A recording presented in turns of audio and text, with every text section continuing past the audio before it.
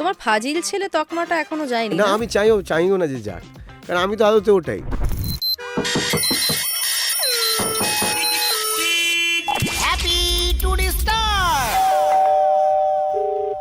Hello. হ্যাঁ দাদা না বৌদি?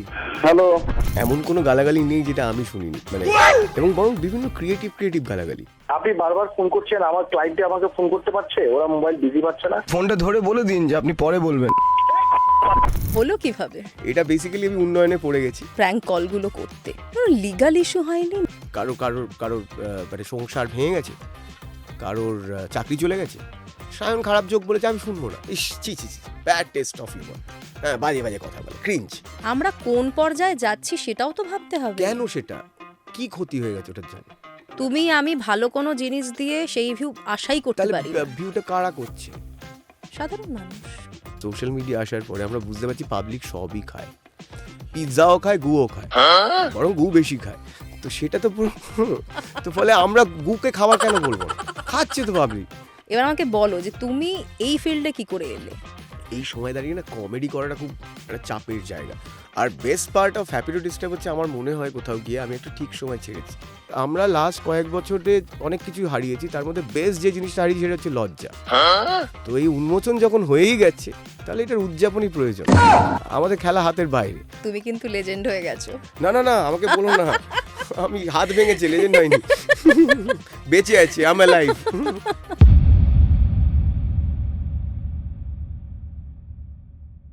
সঙ্গে সঙ্গীতায় আপনাদের সঙ্গে আমি সঙ্গীতা।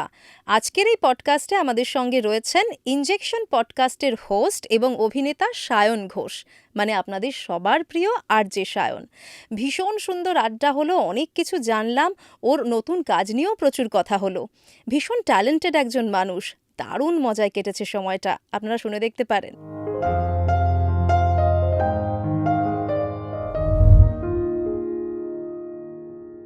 সায়ন কেমন আছো বলো? এই হেভি আছি, কারণ আমার বন্ধু বান্ধবদের সব বেবি হচ্ছিল, তো আমি বলছিলাম যে আমার কোলটা কেন খালি আমার, তো তারপর আমার কোলও ভরে দিয়েছে। কিন্তু হলো কিভাবে? এটা বেসিক্যালি আমি উন্নয়নে পড়ে গেছি, কারণ চিরকালে আমি সরকারকে গালাগাল করি যে বাড়ির সামনে কাজ হচ্ছে না, এই হচ্ছে না, ড্রেনটা চওড়া করছে না। তো ঠিক আমার বাড়ির সামনে উন্নয়ন শুরু হয়েছে। তো আমি না, তার মানে বলছি না যে আপনারা ভোট কাকে দেবেন, সেটা আপনারা ডিসাইড করুন, বাট যেটা ঘটেছে বলছি। তো ওখানে এমনভাবে করেছিল যে আমাদের যাওয়ার রাস্তা নেই, কারণ আমার বাড়িটা একটা গলির মধ্যে। তো ওখানে এমনভাবে ছিল, স্ল্যাবটা খুব নরম ছিল। এবার আমি পাড়া দিয়েছি, এবার আমি পড়ছিলাম, মানে ওটা ভেঙে গেছে আচমকা। এবার আমি পড়ছিলাম, হয় আমার হাঁটুতে লাগতো বা মুখে লাগতো, হাতটা দিয়ে দিতে আমার একটু ডিসলোকেশন হয়েছে, আর আমার একটু হালকা, আর কেড়ে আঙুল একটু হেয়ারলাইন ক্র্যাক হয়েছে, এইটাই। তো মানে উন্নয়ন আর কি আমাকে দিয়ে মেরেছে, বলেছে যে এত গালাগাল করিস তো অভিশাপ লেগে গেল গভর্নমেন্টকে, আমি উন্নয়ন দিয়ে মারবো তোকে। তো সেটাই হয়েছে। তবে আমার আর একটা সুবিধা হয়েছে, ভোট আসছে, ফলে হাত ভাঙা, মাথা ফাটা এগুলো কাজে লাগে। তো দেখি আমি যদি দাঁড়াতে পারি, এটাকে সেন্টিমেন্টাল ভোট। ওখানে অনেক কিছু লেখা আছে দেখতে পাচ্ছি, কি কি আছে বলো তো? এটা হচ্ছে look but please don't touch, এটা হচ্ছে 1000+ অরা, এটা হচ্ছে স্টে সেফ ডার্লিং, অ্যান্ড এটা হচ্ছে আমার বন্ধু, ওর এসআইয়ের নাম ওঠেনি, অন্য গ্রহে চলে গেছে।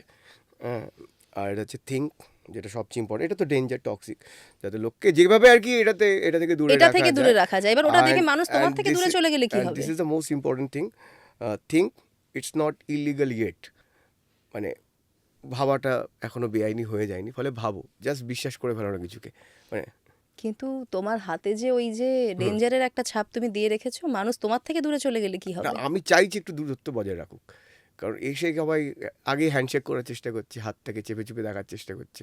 আমি প্রথমে ভেবেছিলাম যে হাত ভাঙার কারণটা এখানে লেখাবো, দেয়াল লেখে যারা ভোটের সময় তাদের দিয়ে। এখন তারা ব্যস্ত, পাবে না। হ্যাঁ, পাইনি আমি, কারণ আমি চেয়েছিলাম যে, কারণ সবাইকে বলতে হচ্ছে, দেখো তোমার এখানে আসার পর থেকে যে কজন আমার সাথে দেখা করেছে প্রত্যেকে জিজ্ঞেস করেছে যে কি হয়েছে, হাত ভেঙেছে কেন। এবং আমি যেখানেই যাচ্ছি সোশ্যাল মিডিয়া সবাই, তো বেস্ট হচ্ছে এখানে লিখে ঘোরা। তো এটা দেখছি ওটা নিয়ে কি কাজকর্ম করা যায়। কিন্তু ভাবো, এটারও তো একটা পজিটিভ সাইড তুমি পাচ্ছ। প্রচণ্ড, কারণ আমি কখনো, দেখো, অসুস্থতা মানুষের জীবনে হবে, কিন্তু আমি ওটাকে সেলিব্রেটও করতে চাই। কারণ আমি যেরকম, ধরো, আমি মানে জয় করলাম কিছু, মানে সাকসেসকে সেলিব্রেট করি, আমি ফেলিওরকেও সেলিব্রেট করতে পারি বা আমার ইচ্ছে করে। তো আমার মনে হয়েছে যে অসুস্থ যখন হচ্ছি তখন এটাকে কি করে কালারফুল করা যায় বা এটাকে কি করে এন্টারটেইনিং করে তোলা যায়। তো সেটাই আমার চেষ্টা, যে ধরো পজিটিভ সাইড হচ্ছে এটার, যে আমাকে সবাই বলছে আরে ডান হাতটাই ভাঙলো, হ্যাঁ তুই তো ডান হাতি। আমি বললাম না, ডান হাতটা না ভাঙলে আমি এত মজা পেতাম না, কারণ আমার তো বাঁ হাত, আমার একটা নিউরোপ্লাস্টিসিটি জার্নির মধ্যে রয়েছি। হ্যাঁ, তো কেসটা হচ্ছে আমার তো বাঁ হাতটা কখনোই আমি ইউজ করতাম না। বাঁ হাত দিয়ে লেখা, বাঁ হাত দিয়ে দাঁত মাজা, বাঁ হাত দিয়ে খাওয়া। হ্যাঁ, এবং বিশ্বাস করে আমার যেদিন সার্জারি হচ্ছে, আয়া মাসি জিজ্ঞেস করে, তার 4-5 দিন আগে অবজারভেশনে ছিলাম, আমি খাওয়া শুরু করেছিলাম। তো আয়া মাসি বলছে তোমার তো ডান হাত ভেঙেছে, মাছ দিয়েছে, তুমি কি করে খাবে? আমি বলছি আপনি এক কাজ করুন, আপনি ঘুরে আসুন, আপনি দেখুন, আপনি আমার পাতটা দেখবেন খাওয়ার পরে, তারপর বলবেন আমি কেমন, আপনি না মার্কস দেবেন আমাকে। তো দেন উনি চলে যান। তারপর ফিরে আসার পর আপনি 10-এ কত দেবেন, মানে তুমি হাত ইউজ করে খেয়েছো? আমি বলি, দেখুন হাত নেই। 10-এর 10, মানে একটা ভাতও পড়ে নেই। সো আমি অনেক মানে আমার একটা পোর্টাল, যখন কি হয় জীবনে, একটা পোর্টাল বন্ধ হয়ে যায় তখন কিন্তু আমরা ওইটা নিয়ে কাঁদতে বসে যাই, রাদার তখন কিন্তু আরেকটা পোর্টাল খুলে যায়। একদম নতুন একটা দিক। পুরো এই বাঁ দিক আমার একটা বড় জায়গা খুলে দিয়েছে, যেটা আমার পুরো ইনঅ্যাক্টিভ ব্রেনের এই দিকটা। তো সেইটা আমি প্রচণ্ড এনজয় করছি, এবং আমি এটাকে একটা খেলার মধ্যে করে নিয়েছি, যে বাঁ হাত দিয়ে আমি আজকে লেভেল 1 অ্যাচিভ করেছি, কাল লেভেল 2, পরের দিন লেভেল 3, তারপর লেভেল 4, লেভেল 5, তো আমি এখন লেভেল 7-এ রয়েছি। লেভেল 7 রয়েছে, মানে হ্যাঁ। এখন লিখতে পারছো। লিখতে পারছি। কারণ আমি দেখলাম যে আমি একটা বন্ধুর বাড়িতে গেছিলাম, তো ওখানে দেখলাম যে আমি সিকিউরিটিকে বলে, প্রথম আমি যেদিন লেখা শুরু করলাম, যে গেছি, এবার সিকিউরিটি বলছে যে এন্ট্রি করুন। এবার এন্ট্রি না, আমি নাম বোঝাতে পারছি কিছু, আমি আমি লিখছি। হ্যাঁ, তারপর দেখলাম খুব বাচ্চাদের হাতের লেখার মতন একটা আমি লিখলাম, ভাঙা ভাঙা হাতে ভাঙা হাতে লেখা। অ্যান্ড আমার মনে হলো যে এটা আমি আবার একটা চাইল্ডহুড এক্সপ্লোর করছি। আমার নিজের হাতের লেখাটা দেখে আমার খুব ভালো লাগলো, কারণ আমার মনে আছে আমার একটা জায়গায় আমার ছোটোবেলার হাতের লেখা না আমার ডকুমেন্ট করা রয়েছে। হ্যাঁ, তো আমি দেখলাম পুরো ওই লেখাটার সাথে মিল আছে, আমি সেদিন যেটা বাঁ হাতে লিখলাম। তো সামহাও আমি আমার চাইল্ডহুডও রিভিজিট করছি। হ্যাঁ, মানে নতুন করে আবার হ্যাঁ, শিখছো। আবার একটা বাচ্চার হাতের লেখা গোটা গোটা করে লিখছি, ধরে লিখছি। যেমন তুমি জানো তোমার বেবি আছে, যে প্রথম যখন একদম আগে মাত্রাটা টেনে দিতে হয়, তারপর ব লেখো, অ লেখো, ওইরকম ভাবে চলছে। ওইভাবেই আমি এরমভাবে টেনে লিখছি, এরমভাবে লিখছি। সো কিন্তু এই হাতটা ভাঙাতে কাজের কতটা ক্ষতি হলো? ক্ষতি খুব একটা হয়নি। হ্যাঁ, কিছু ক্ষতি হয়েছে, যে সব কাজ তো আমি এই ভাঙা হাত দিয়ে সব ক্যারেক্টার হবে না, আমাকে একটা দুটো কাজ ছাড়তে হয়েছে। তবে কিছু কাজ আমি ভাঙা হাত নিয়েই করেছি। আর একটা খুব মজার ব্যাপার হয়েছে, আমি একটা SRFTI এর স্টুডেন্ট ফিল্ম করছিলাম, তো জাস্ট হাতটা ভাঙার আগে, মানে হাতটা ভাঙার পরে, তো বেসিক্যালি কাস্টিংটা যখন আমার হয়েছিল তখন আমার হাতটা ভালো ছিল। এবার যখন আমি শ্যুটে যাব, ঠিক এই মিডলটায় হয়েছিল আমার হাত ভাঙাটা, তখন ওদের আমি ফোন করি, দেখো আমার হাত ভেঙে গেছে, তো আমাকে রিপ্লেস করে দাও, কারণ এই চরিত্রটা হাত ভাঙা নয়। তো সামহাও ওরা ওটাকে অ্যাকসেপ্ট করলো, বললো না এটা তুমি রাখো, রাদার এইটা তোমার এই ভাঙা হাতটা এই চরিত্রটায় আর একটা ডাইনামিক অ্যাড করবে, একটা লেয়ার অ্যাড করবে, আমরা এটাকে অ্যাকসেপ্ট করছি, আর আমরা ওইভাবেই মোটিভেটেডভাবেই তোমার হাত ভাঙাটা রাখছি। এবং করতে গিয়ে দেখলাম, কারণ আমার ব্যক্তিগত জীবনে যা হাত ভাঙার ফলে, কারণ অ্যাক্টিভ হ্যান্ড ভেঙেছে, ফলে আমি ধরো কাপ নিতে গিয়ে যে একটা আনইজিনেস তো থাকে। কাপ নিতে গিয়ে যে স্ট্রাগল হচ্ছে, জল খুলতে গিয়ে কলের যে স্ট্রাগলটা হচ্ছে, হ্যাঁ সব। এবং যারা বাঁহাতি তারা জানে যে পুরো পৃথিবীটাই কিন্তু ডিজাইন করে ডানহাতিদের জন্য, বিট গিটার, বিট চায়ের কাপ বা কফি মাগ, হ্যাঁ, বা তুমি তালা চাবি বা সব কিছু, পৃথিবী পুরো ডিজাইন করে ডানহাতিদের জন্য। বাঁহাতিরা কিন্তু সেই অর্থে মার্জিনাল এমনি সমস্যায় এবং মাইনরিটি, কারণ অনেক কিছু তাদের সমস্যা। ইনফ্যাক্ট তুমি যদি কোনো ডাক্তারকে জিজ্ঞেস করো, তুই যদি এমনকি তুমি যদি কোনো ডাক্তারকেও জিজ্ঞেস করো, স্পেশালি যারা সার্জেন, তাদের ইনস্ট্রুমেন্টও যদি সে বাঁহাতি হয় তাকে কাস্টমাইজ ডিজাইন করতে হয়। সেই সমস্যায় পড়তে হয় ডক্টরদেরও। আমার বন্ধু, আমরা একসাথে শো করি, তোমার আশেপাশে এখন ডক্টরই ডক্টর ডক্টর। কুশল নারায়ণ চক্রবর্তী, উনি বললেন যে বাঁহাতি ডেন্টাল সার্জন হলে তাকে তার ইনস্ট্রুমেন্ট ডিজাইন করতে হয়, মানে কাস্টমাইজ করতে হয়। তো সেই জায়গা থেকে আমার ওইটা ওরা ভালো লাগলো, যে মানে আমি আমার ব্যক্তিগত জীবনে যা স্ট্রাগলগুলো ফেস করছিলাম আমার অ্যাক্টিভ হাত ভেঙে যাওয়ার পরে, ওটা আমি অভিনয়তে দিতে পেরেছি। এবং বিশ্বাস করো ওইটা না আমার মনে হয়েছে ওরা অ্যাকসেপ্ট করেছে বলে আমি কোনোদিন ভেবে করতে পারতাম না, কারণ বাঁহাতি মানে একটা হাত ভাঙা চরিত্র তো তুম করে লেখা হবে না, কোনো একটা কারণ না থাকবে। হয় না সাধারণত, হ্যাঁ। খুব রেয়ার। তো ওটা করে আমি দেখলাম যে আমার লাইফে যেগুলো চলছে সেইগুলো আমি কোথাও গিয়ে তোমার জন্য ওখানেও একটা নতুন ডাইমেনশন কারণ ওগুলো আমি যদি সত্যি ধরো আমি বলছি কেউ একটা লিখতো যে হাত ভাঙা চরিত্র সায়ন করছে, আমি একটা লেভেল অবধি ভাবতাম, কারণ আমি তো নিজে ফার্স্ট হ্যান্ড এক্সপিরিয়েন্স করিনি। যেহেতু আমার ব্যক্তিগত জীবনেও ওটা চলছে, ফলে আমি আরও ডিটেলডভাবে ওটা করতে পেরেছি, যেটা হয়তো আমি ভেবে চিনতে মানে আউটসাইডার পিওভি থাকতো।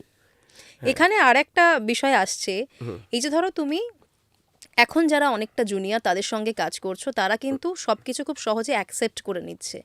এই ব্যাপারটাও কি তুমি ভেবে দেখেছো? এনি টাইম আমি তো দেখো এই দাদা কালচার আর এই যে সিনিয়রিটির যে মানে একটা চাপিয়ে দেওয়া, আমি সিনিয়র মানে আমি সব বুঝি, জুনিয়ররা কিচ্ছু বোঝে না, এটাকে আমি অপোজ করি ভীষণভাবে। যেই কারণে দেখেছি প্রচুর মানুষ যেই মুহূর্তে দাদা হয়ে যাচ্ছে বা বাবা হয়ে যাচ্ছে, একটা গুরু হয়ে যাচ্ছে, লেজেন্ড হয়ে যাচ্ছে, সে তাকে একটা বহুত সিরিয়াসনেসের বোঝা তার মাথায় চেপে বসে। সে চাইলেও আর অনেস্ট হতে পারবে না, চাইলেও তাকে সবসময় একটা ডিপ্লোমেসি প্লে করে যেতে হয়। সেই বোঝাটা আমি কখনো নিতে চাই না। এবং আমি আর সেক্ষেত্রে গিয়ে আমি যেমন যখন আমি ছোট ছিলাম, যখন I was in my 20s or 18 মানে মাই টিন এজ, তো তখন আমি বেশি কানেক্ট করতাম বয়স্কদের সাথে। মানে আমার সব বন্ধুবান্ধব ছিল খুব বয়স্ক, মানে 30, 35, 40 এরকম সব বন্ধুবান্ধব ছিল।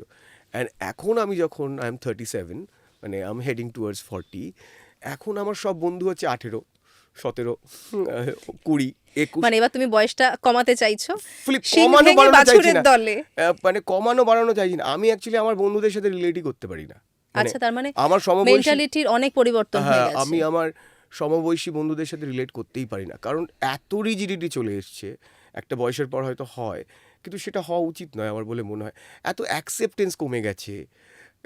আমি বোঝাই তাদের, দেখ আমাদের বাবারা যেগুলো করেছে আমরা তো তার থেকে অনেক বাড়াবাড়ি লেভেলে করেছি। তো তখন বাবারা মানতে পারতো না, আমরা বলতাম বেকার, বাবারা বোঝে না, খুব মানে বেশি রিজিড, খুব স্ট্রিক্ট, হ্যাঁ জেনারেশন গ্যাপ এগুলো আমরা বলতাম। এবার আমরা যখন সেই বয়সে যাচ্ছি, ওরা কোয়াইট অবভিয়াস আমাদের থেকে নেক্সট লেভেলে ওরা করবে, কারণ দাদুরা চিরকাল বাবাদেরকে বকেছে, বাবারা আমাদের বকেছে, মানে আমরাও পরের প্রজন্মকে বকবো। বকবো, এটাই তো স্বাভাবিক, তাই না? কেন কেউ তো চেনটা ব্রেক করুক, আমি অ্যাটলিস্ট সেই জায়গা থেকে ব্রেক করতে চাই, কারণ আমি ইয়াংদের সাথেই কাজ করতে চাই। কারণ আমি দেখেছি যে সব বন্ধু বান্ধব বা আমাদের যেটা দেখলাম, একটা স্ট্রাকচার্ড ব্রেন হয়ে গেছে সবার, স্ট্রাকচার্ড মাইন্ড।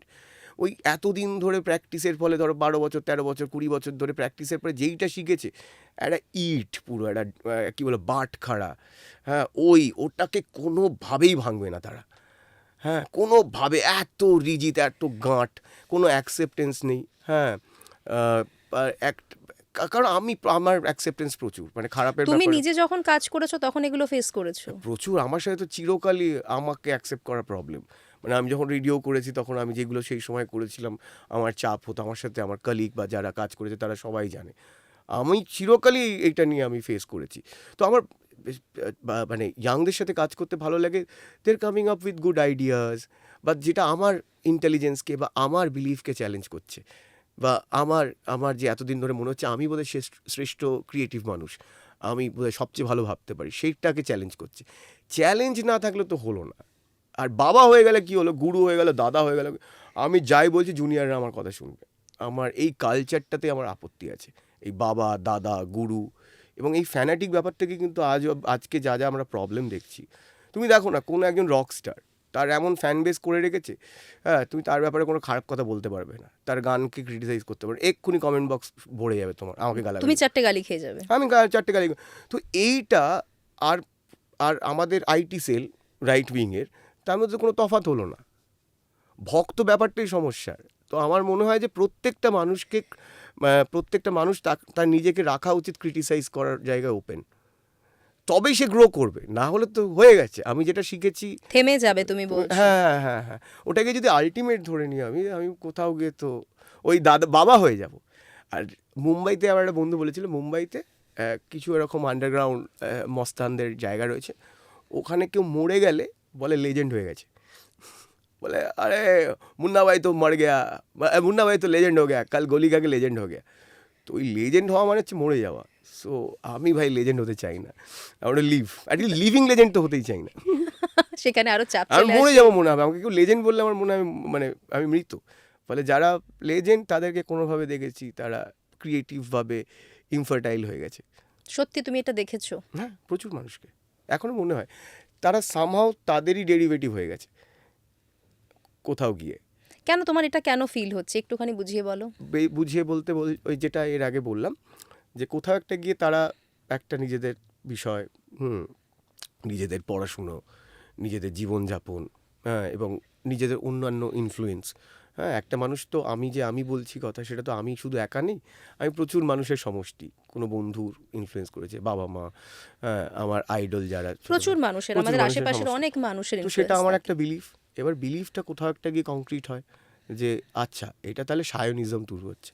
তারপর আমার স্তাবক জুটে যায়, হ্যাঁ, যারা সারাদিন গুরু হেভি হচ্ছে, দাদা হেভি হচ্ছে, তোমার আবার কেউ কিছু বললে দেবো না এক্ষুনি, হ্যাঁ, এইটা হয়। করে গিয়ে সামহাও আমি বিশ্বাসই করি আমি যা করছি সব ঠিক করছি। আমি কোথাও গিয়ে নিজেকে ক্রিটিসাইজ করাই ছেড়ে দিই। তো আলটিমেটলি ওই বললাম যে আমি রিপিটেটিভ জিনিস করতে থাকি, কোথাও গিয়ে নিজেই নিজেকে কপি করতে থাকি, তারপর নতুন কিছু আর তৈরি হয় ভেঙে না। নতুন ভার্সন অফ ইয়ার্স সেটা আর তৈরি হয় না। মানে রাদার অন্য কারোর সাথে ধর আইফোন 16, 17 প্রো, 18 এটা তো হবে, কোথাও গিয়ে আমি ওখানেই আটকে আছি এবং বলছি যে দেখো আমি ইনোভেট করছি, কিন্তু কিছুই করছি না, আমি আমাকেই কপি করে আবার রিপিট করছি।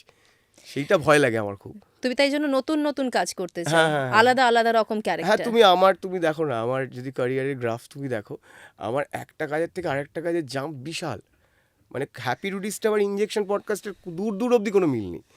মানে আমি যখন হ্যাপি টু ডিস্টার্ব নিয়ে যদি আমি বলি, মানে কালকে আমার হাজবেন্ডের সাথে কথা হচ্ছিল যে তুমি আসছো, ও বললো প্লিজ ওই মফিজুলটা একটু চালাও না, মানে তুমি ভাবতে পারবে না, আমাদের যখন বিয়ে হয়েছে তারপরের ফেসটার কথাও আমি বলছি, ও এতটা ভালোবাসতো শুনতে, আমি তো ভালোবাসতামই, মানে ও মানে সুপার ফ্যান আর কি।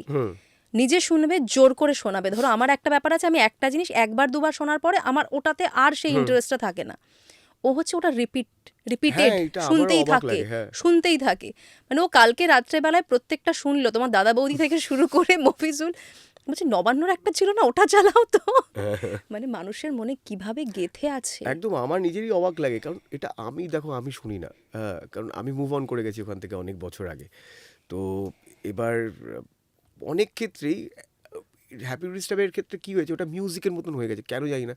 মানে বস্তা পচা, মানে একটা বোধহয় লোকে 15-20 বার শুনেছে, তাও দেখি লোকে বারবার শুনছে। আমি নিজে অবাক হই যে তোমাদের বোর লাগে না ফালতু বস্তা পচার জিনিস এত বছর পুরনো বারবার শুনছো।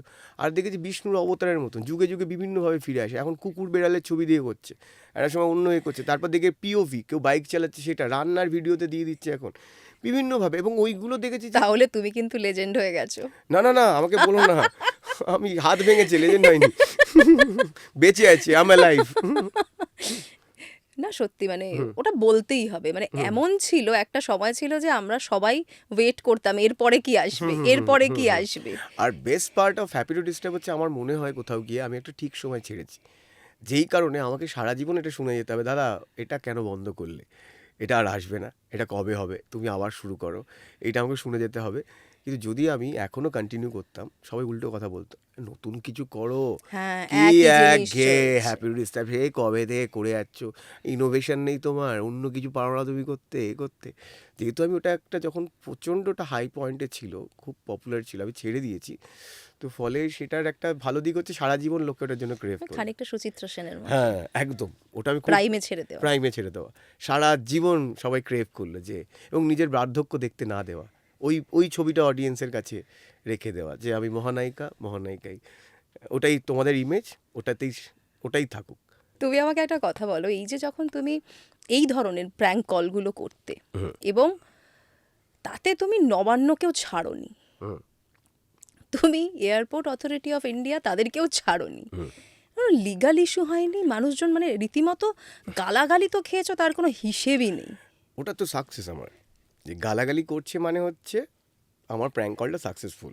তো এমন কোনো গালাগালি নেই যেটা আমি শুনিনি, মানে, এবং বরং বিভিন্ন ক্রিয়েটিভ গালাগালি, মানে যেগুলো অন্য কেউ শোনেনি এরকম। তো সেন্সার বোর্ডের মজাটা কী আছে, যে যেগুলো কেটে দেওয়া হয় সেগুলো তারা দেখতে পায়, অডিয়েন্সকে মজাগুলো থেকে বঞ্চিত করে। আমিও সেম করেছি, বিপ দিয়ে দিয়েছি, শুনেছি তো আমি সব কিছু।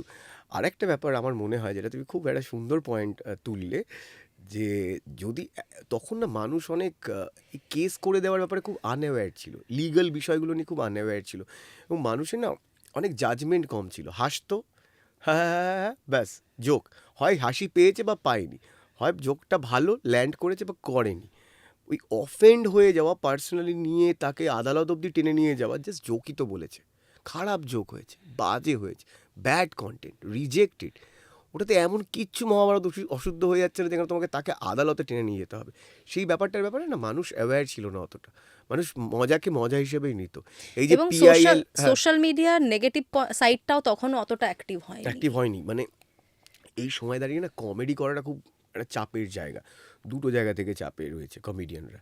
এক হচ্ছে right, extreme right, right wing, যেটা আমি আর বলে দিতে হবে না, কারণ কত কমেডিয়ান কেস খেয়েছে, কত কমেডি ক্লাব ভাঙচুর হয়েছে, তো সবাই জানে। আর একটা হচ্ছে লেফট, এক্সট্রিম লেফট, হ্যাঁ, কারণ তারা আবার মোরালিটিতে চলে এসছে, পলিটিক্যাল কারেক্টনেসে চলে এসছে, যে এই যোগটা বলছে এইভাবে, একে তো এইভাবে এই গোষ্ঠীকে ছোট করা হয়েছে, এখানে এই মানুষদেরকে ছোট করা হয়েছে, এইখানে ছোট করা হয়েছে। তো আমরা পড়ে গেছি মাঝখানে। এক হচ্ছে ডানের প্রেশার, একদিকে হচ্ছে বামের প্রেশার, ওক কালচারের প্রেশার। তো এইখানে আমি জোকটা করবো কী করে? আর দ্বিতীয় কথা, মানুষকে বুঝতে হবে যে জোক কোনো দিনই কাউকে প্লিজিং ব্যাপার নয়। Joke is funny until it's coming to you. তো আমি এটা এর আগেও আমি বলেছি, সহজে ব্যাখ্যা করার চেষ্টা করেছি। তুমি যদি আমার গানের বিষয়বস্তু হও, তোমার কথা বলছি, হ্যাঁ, তাহলে তো খুব সুন্দর গ্লোরিফাই তুমি করতে যদি আমার পারবে। কবিতার বিষয়বস্তু হও, খুব সুন্দর ব্যাপার, আমি তোমায় গ্লোরিফাই করবো, তোমার ব্যাপারে ভালো কথা বলবো। কিন্তু তুমি যদি আমার হাসির বিষয়বস্তু হও, রোস্টিং তো করবি। বা তুমি যদি আমার কার্টুন আঁকার বিষয়বস্তু, আমি তোমার নাকটা বড় করে দেবো, তোমার যা যা ডিফর্মিটি রয়েছে সেগুলোকে আমি এনহ্যান্স করার চেষ্টা করবো, কার্টুনের যদি উদাহরণ দিই, হ্যাঁ, বা আমাকে যদি হয় চোখটা বড়, হ্যাঁ, নাক বড় করে দিল, দাঁত বার করে দিল, মানে সেই জায়গা থেকে। তো আমার মনে হয় জোক কখনোই পজিটিভ বলে কিছু হয় না। তুমি পজিটিভ জোক একভাবে হতে পারে, ধরো কোনো খারাপ জিনিসের ব্যাপারে তুমি খারাপ বলছো, তো তুমি যদি সিগারেট নিয়ে জোক করো, সিগারেটকে ছোটোই করছে যেহেতু ওটা ছোটো খারাপ জিনিস, বা কোনো তুমি করাপ্টেড কাউকে নিয়ে, খারাপ লোককে নিয়ে জোক করছো, সেক্ষেত্রে লোকে বলবে এটা পজিটিভ জোক। সেও তো বলতে পারে যে না, দেখো, তার দলের লোকেরা তো পজিটিভ হ্যাঁ, বলবে না। সে ক্রিমিনালরা বললো যে আমাদের ক্রিমিনাল কমিউনিটিকে ছোটো করা হয়েছে, এইভাবে ঠিক হয়নি। যে কেন আন্ডারওয়ার্ল্ড ডনদের বা করাপ্টেড নেতারা বললো এটা আমাদের কমিউনিটি, আমরাও মার্জিনাল, আমরা সেন্টিমেন্ট। বাট একটা জিনিস লিমিট বোঝা উচিত, যে কোনো কমেডিয়ানের রেসপন্সিবিলিটির মধ্যে পড়ে যে আমি পাঞ্চিং আপ করছি নাকি পাঞ্চিং ডাউন করছি। যেই মানুষটাকে নিয়ে যোগ করছি সে কি অলরেডি অবহেলিত, এবং মানে সে অলরেডি ডাউন জায়গায় রয়েছে, মানে আমার থেকে পাওয়ার স্ট্রাকচারে সে কি খুব নিচের দিকে রয়েছে, তাকে নিয়ে মজা করছি, নাকি আমার পাওয়ার স্ট্রাকচারে আমার ওপরের দিকের লোককে নিয়ে করছি, যে অলরেডি অবহেলিত, যাকে নিয়ে সারাদিন মজা করা হয়, যে সারাদিন ধরো ওই মজাটাই প্রাপ্য হয়, মানে মজা নয়, এগুলো অপমানই, তাকে আর মানে মরা মেরে ওটার মধ্যে কোনো গ্লোরিফিকেশন হ্যাঁ, নেই, মানে ওই মরার উপর খাড়ার ঘা দিয়ে আর কোনো লাভ ওটার মধ্যে নেই। কোনো গ্লোরিফিকেশন নেই বলে আমার মনে হয় এই রেসপন্সিবিলিটিটা একজন কমেডিয়ানের থাকা উচিত, যে আমি পাঞ্চিং আপ করছি নাকি ডাউন করছি। তো বাকি আমার মনে হয় না কিছু। কিন্তু তোমার কি এটা কখনো মনে হয় যে কোথাও গিয়ে ধরো আমাদের অনেকগুলো পর্যায় থাকে লাইফে যেগুলো নিয়ে আমরা সব সময় পাবলিকালি আলোচনা করি না, কিছু কিছু এরকম ট্যাবু আছে। ওটাই মুশকিল হয়ে গেছে হ্যাঁ, আমাদের তো জীবনে। এই ট্যাবুগুলো এমন একটা পর্যায়ে আছে যেটার বাইরে আমরা ক্রস করতে পারি না, ওই ব্রিজটা আমরা ক্রস করতে পারি না। কমেডি মাঝে মধ্যে সেটা ক্রস করে যায়। কমেডির দায়িত্বই তাই। হ্যাঁ, কিন্তু মানুষের ক্ষেত্রে ওটা খুব নেগেটিভ ভাবে চলে যায়। এবং তুমি যদি রণবীর এলাহাবাদিয়ারটাই দেখো, হ্যাঁ, রণবীর এলাহাবাদিয়াকে কিন্তু মানে প্রচুর হ্যারাসমেন্ট নিতে হয়েছে, ওর কেরিয়ার রীতিমতো খারাপ হওয়ার দিকে। সে কোথায় ছিল আজকে তার কিন্তু আমরা অ্যাজ আ পডকাস্টার, তুমিও আমিও, আমরা বুঝতে পারি যে প্রবলেমটা কোথায় ক্রিয়েট হয়ে গেছে। এটা কি হওয়ার ছিল? এখানে 2-3টে লেয়ার আছে প্রশ্নটার উত্তরের। প্রথম কথা বলি যে রণবীর আলাহাবাদিয়াকে আমি অপছন্দ করি অ্যাজ আ পডকাস্টার। তার অনেকগুলো কারণ আছে। ওর কালেকটিভভাবে এই হেট্রেটটা প্রাপ্য ছিল, ওর এগেনস্টে জমছিল। একটা ট্রিগার পয়েন্ট দরকার হয় না? ধরো অনেকভাবে মানুষ চায় যে আমাকে গালাগালি দিতে, অনেকভাবে সায়নের উপর টার্গেট করে রয়েছে, ক্ষোভ রয়েছে। তো মানুষের একটা ট্রিগারিং পয়েন্ট দরকার, যেটা হলেই এক্ষুনি দেখবে আমার ব্যাপারে বন্যা বয়ে যাবে, গালাগালি হয়ে যাবে, এই হয়ে যাবে। কারণ ওর ব্যাপারে কিন্তু অনেক দিন ধরে অনেক মিডিয়াতে ওর যে সুডো সায়েন্স প্রমোট করা, সুপারস্টিশনকে সায়েন্স বলে চালানো, হ্যাঁ, ও এলিয়েন নিয়ে ভুলভাল কথা বলা, ও অনেক মিস ইনফরমেশন স্প্রেড করছিল থ্রু হিজ পডকাস্ট, যেটা একজন পডকাস্টের খুব ইম্পর্টেন্ট রেসপন্সিবিলিটি। এবং ও অনেক রিলিজিয়াস বিলিফও পুশ করছিল, যেটা করা ঠিক নয়। তো ওর প্রতি মানুষের একটা রাগ ছিল। অ্যান্ড সেকেন্ড পয়েন্টে আসি, যে ফার্স্ট পয়েন্টে আসি, যেটা তুমি বললে, জোকটা বাজে জোক, হ্যাঁ, নো ডাউট। জোকটা বাজে জোক, কিন্তু তাতে কিছু আসে যায় না। মানুষের ওইভাবে রিয়াক্ট করাটা আমি বিশ্বাস এর করি আগেও না। আরেকজন বলেছেন এটা। এটা তো প্রথম কথা হচ্ছে, তুমি তাহলে বোঝা যাচ্ছে, ওর তো প্রথম কথা হচ্ছে এটা অরিজিনাল জোক না, এটা চুরি করা একটা জোক, প্লেজারিজম। আমরা আমরা কমেডিয়ানরা অপোজই করি, যে তুমি অন্যের জোক চুরি করে কেন বলবে। তো প্রথম কথা, তুমি বুঝতে পারছো যখন ওটা ওই ভৌগোলিক জায়গায় পড়ে যাচ্ছে, সোশিও পলিটিক্যালি ওটা ওয়েস্টে প্রাশ্চাত্যে চলে যাচ্ছে, ওই জোকটাই কুল হয়ে যাচ্ছে। যখন এটা ভারতবর্ষে কোনো একজন কমেডিয়ান এসে বলছে, এই জোকটাই অফেন্সিভ হয়ে যাচ্ছে, নাকি তার ক্যারিয়ার, তাকে থানা অবধি, কোর্ট ফোর্ট অবধি টেনে নিয়ে যাচ্ছে। লাইফ থ্রেট অবধি। আমাকে একটা কথা বলো, আমি শুরুতেই বললাম জোকটা আমার বাজে লেগেছে, চুরি করা জোক, নোংরা জোক, এইটুকুই। আমার অভিনয় খারাপ করেছি, বাজে, কোনো মানুষ মরে গেছে কি? না মানে কার অতটা কি হবে? বাড়াবাড়ির তো কার দরকার কি হয়েছে? ছিল তাতে না। কার কি হয়েছে? কোনো মানুষ মরে গেছে? কারোর কারোর কারোর মানে সংসার ভেঙে গেছে? কারোর চাকরি চলে গেছে? কি হয়েছে? মানে ওই জোকটা বাজে জোক বলার জন্য কার কি ক্ষতি হয়েছে? বেশ হচ্ছে তুমি তাকে বয়কট করে দাও। আমি আর সায়ন খারাপ জোক বলেছে আমি শুনবো না, ইস ছি ছি ছি, ব্যাড টেস্ট অফ হিউমার, হ্যাঁ, বাজে বাজে কথা বলে, ক্রিঞ্জ। ওর থেকে আরও ক্রিঞ্জ জিনিস তুমি দেখো না, মিলিয়ন্স ভিউ। আমাকে আন্ডারলাইন করে বলে কি দিতে হবে না। খারাপ লাগে মাঝে মধ্যে, এমন এমন জিনিস ধরো So, আসে, নেওয়া যায় না। সেই সময় কুম্ভ মেলায় এক্স্যাক্টলি সেই সময় মৌনি অমাবস্যা। তুমি দেখো পুরো টাইম লাইনটা তুমি মিলিয়ে নাও, বা যারা আপনারা শুনছেন এটা, আপনারা টাইম লাইনটা মিলিয়ে নিতে পারবেন। ঠিক ওই সময় কুম্ভ মেলায় এতগুলো মিসম্যানেজমেন্টের জন্য কে দায়ী আপনার, সেটা তো আমরা উত্তর আজও পাইনি। এতগুলো মানুষ মারা গেল, কাকে আমরা বয়কট করেছি, কাকে আমরা আদালত অবধি নিয়ে যেতে পেরেছি? এ তো মানুষ মরে গেল। এই জোকটায় কি হয়েছে? জোক আমি বলছি বাজে জোক, খারাপ জোক বলেছে, দেখো না তার কন্টেন্ট, মিটে গেল। তোমার পডকাস্ট পছন্দ হয় না, আমার পডকাস্ট কারোর পছন্দ, এত কিছু তো রয়েছে পৃথিবীতে, দেখো না। আদালত অব্দি, আমি বললাম তো, কার কি ক্ষতি হয়ে গেছে ওই জোকটা বলার শুধু জন্য? আদালত না, ভাবো না, ওর লাইফ থ্রেট হয়েছে, ওর পরিবারের লোকেরা থ্রেট আমি বলছি পেয়েছে। কেন সেটা, আমরা কোন পর্যায়ে যাচ্ছি সেটাও তো ভাবতে হবে। কেন সেটা, কি ক্ষতি হয়ে গেছে ওটার জন্য, যে তারপর পুরো শোটার সব ভিডিও নামিয়ে দিতে হচ্ছে, যেখানে যেখানে চারিদিকে ক্রিঞ্জ জিনিসপত্র ঘুরছে। আমাকে আর আন্ডারলাইন করে বলে দিতে হবে না কোন রকম ক্রিঞ্জ পর্যায়ে সোশ্যাল মিডিয়াতে কন্টেন্ট সার্কুলেট করে।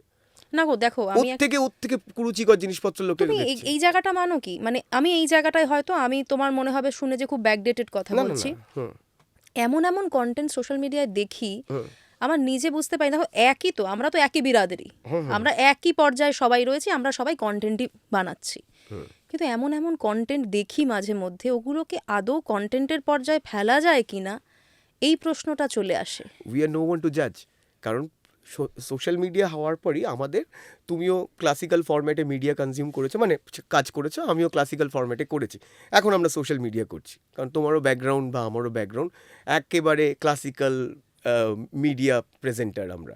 তো যেখানে আমাদের অনেক কিছু বোঝা হতো, রিলিজিয়ান, পলিটিক্স, এগুলো বাদ দেয়, টিভিতে একটা ভুল জিনিস চলে যাবে, হ্যাঁ, সেইটা কি করে হতে পারে?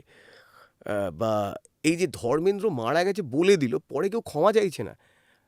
তুমি এটা ভাবতে পারো, যখন তুমি নিউজ করছিলে, আমি একদিন খুব তখন আমাদের তো ক্ষমা চাইতে হতো। ক্ষমা চাইতে হতো। আমি একদিন মর্গ্যান ফ্রিম্যান মারা গেছে বলে দিয়েছি, হোক্স তখন বলে, পরে আমাকে ক্ষমা চাইতে হয়েছে। মর্গ্যান ফ্রিম্যানকে কেউ চেনেও না, হ্যাঁ, মানে মাস বলছি। না, আমাদের এরকম হতো, ধরো অন্য কোনো অ্যাঙ্কারের টাইমে ভুল হয়েছে, আমাদের পরে আমরা এসে ক্ষমা চেয়েছি, মানে নিয়ম ছিল। এখানে কেউ ক্ষমা চাইনি। যাই হোক, তো এবার আমি বলছি যে দেখো দেখো, আমি যদি কন্টেন্ট বিচার করার তুমি বা আমি কেউই নই, তার কারণ হচ্ছে ওই কন্টেন্টটা তো দেখছে বেশি লোকে। ভিউ দেখলে মাথা খারাপ হয়ে তাহলে যাবে। কি ওটা তুমি আমি ভালো কোনো জিনিস দিয়ে সেই ভিউ আশাই করতে তাহলে পারি না। ভিউটা কারা করছে? সাধারণ মানুষ। তাহলে তো বলতেই হবে এটা কন্টেন্ট। বেসিক্যালি আমাদের যে ক্লাসিক্যাল ফরম্যাটের কথা বলছিলাম, আমাদের শেখানো হতো যে পাবলিক এটা খায়, এটা টিআরপি, এটা হচ্ছে আমাদের ডেটা বলছে, ডেটা ড্রিভেন যে আমাদেরকে ইম্পোজিশনগুলো দিত, যে এইভাবে কথা বলো, কারণ এটাই পাবলিক চায়। তো এইটা ভেঙে যাওয়ার পরে, সোশ্যাল মিডিয়া আসার পরে আমরা বুঝতে পারছি পাবলিক সবই খায়, পিৎজাও খায়, গুও খায়, বরং গু বেশি খায়। তো সেটা তো পুরো তো ফলে আমরা গুকে খাবার কেন বলবো না, খাচ্ছে তো পাবলিক। তো ফলে আমি বলতে পারি এখন আমাদের ক্লাসিক্যাল জায়গা থেকে যে গুকে কী করে আমরা খাবার বলতে পারি, দেখা যাচ্ছে ওটা বেশি লোক খাচ্ছে, বেশি লোকই খাচ্ছে। তাহলে ওটা তো খাবার। এবার আমরা ভাবছি যে না এটা কে করে কেউ খেতে পারে, তো ওটা দেখছি তো বেশি লোক খাচ্ছে। একটা কথা আছে খুব সুন্দর, যদি কোনো মানুষের আসল চরিত্র জানতে চাও তাকে একটা মুখোশ দিয়ে দাও, তখন দেখবে সে এমন এমন জিনিস করবে যেগুলো সবার সামনে করতে পারে না, মুখ লুকিয়ে করা। মুখ লুকিয়ে করবে। তো সোশ্যাল মিডিয়ায় সেই মুখোশটাই আমাদের দিয়েছে। না, ফলে মুখোশটা খুলে দিয়েছে গো খুলে আমাদের। দিয়েছে। সেই মুখোশটা তো খুলে দিয়েছে। আমার মনে হয় যে আমরা লাস্ট কয়েক বছর ধরে অনেক কিছু হারিয়েছি, তার মধ্যে বেস্ট যে জিনিসটা হারিয়েছি সেটা হচ্ছে লজ্জা। তো এই উন্মোচন যখন হয়েই গেছে তাহলে এটার উদযাপনই প্রয়োজন। আমাদের খেলা হাতের বাইরে, বলে তুমি আর আমি মোরালি জাজ করে এটা কিছুই কন্টেন্ট, করতে এটা পারবো কন্টেন্ট না। নয়, এটা ক্রিঞ্জ, কিচ্ছু করার নেই। ফলে ঘুমটা খুলে গেছে যখন, মস্তি নাও, নাহলে কিছু করার নেই আর। না আমি দেখো তবুও কোথাও না কোথাও গিয়ে হাতের বাইরে খেলা। একদম হাতের বাইরে। তুমি সোশ্যাল মিডিয়াটা খুললে আমি খুব লক্ষ্য করে দেখেছি, আমি নিজেও দেখেছি, এই যে ধরো পডকাস্টের ক্ষেত্রেও যে পডকাস্টগুলো খুব ভালো কারণ নিয়ে, খুব ভালো কজ নিয়ে করা, সেই পডকাস্টগুলো বেশি মানুষ দেখেন না। যে পডকাস্টগুলো করে হয়তো আমি মানসিকভাবে শান্তি পেলাম না, বা আমার মনে হলো না এটা কি ঠিক হলো, মানে এই ডাউটটা আমার মধ্যে কাজ করে, সেটা হয়তো 3 লাখ 4 লাখ পার হয়ে বেরিয়ে যাচ্ছে। দেখো, পজিটিভিটির থেকে না নেগেটিভিটি এন্টারটেনিং বেশি দেখতে। পাড়ায় দুটো মানুষ, হ্যাঁ কি বলবো, যে ভালোবাসা বিনিময় করছে একে অপরের ব্যাপারে, ভালো, আর দেখো ঝগড়া হচ্ছে, তুমি মন থেকে বলো কোনটা বেশি তোমার দেখতে ভালো লাগে? ঝগড়াটা তো। না আমার ভালো লাগে না না না, তুমি ঝগড়াটা এটা দেখতে। বলছো কিন্তু আদতে না, ঝগড়া আমি খুব বেশিরভাগ লোকের আমি তাই খুব হয়। শান্তিপ্রিয় মানুষ, না, আমি না, ভীষণ শান্তিপ্রিয় আমিও মানুষ, কিন্তু আমার ঝগড়া বেশি এন্টারটেনিং লাগে দেখতে। বিগ বস এগুলো প্রমাণ করে দিয়েছে। বিগ বস জানো, আমি প্রথম একটা সিজন দেখেছিলাম, তারপর আমি ফিল করলাম যে আমি ঘুমের মধ্যেও ওগুলো দেখতে পাচ্ছি। তুমি বলো একটা বাড়িতে, বিগ বস বাড়িতে সবাই সবার সাথে ভালোভাবে রয়েছে, সবাই হেল্প করছে, ওরকম পৃথিবী বোধহয় আমরা চাই দেখতে, যে এরকম পৃথিবীর স্বপ্ন আমরা দেখি, ওই ইউটোপিক একটা সমাজ, যে সবাই মিলেমিশে রয়েছে। তোমার ভালো লাগবে বিগ বসের টিআরপি পড়ে যাবে, বা মানুষের ভায়োলেন্স পছন্দ এখন, ভায়োলেন্স তো চিরকালই, অ্যাবিউজ করা পছন্দ। ভায়োলেন্স চিরকালই মানুষের পছন্দ। এবার আমি ভায়োলেন্সকে কীভাবে প্রেজেন্ট করছি, তো এই যে গেমসগুলো রয়েছে, ভায়োলেন্স শুধু তুমি ডিরেক্ট চলে যাচ্ছ কেন এতে, বা ক্রিকেট খেলা, এই যে নাইট রাইডার্স, যোদ্ধা যখন বলে দিচ্ছি আমি, তো সেটা তো একটা গ্লোরিফাই করছি। তো যোদ্ধা কী করছে? ভায়োলেন্সই করছে। তো ভায়োলেন্স কী কারণে করছে সেইটা মানুষ একটুখানি গুলিয়ে ফেলে।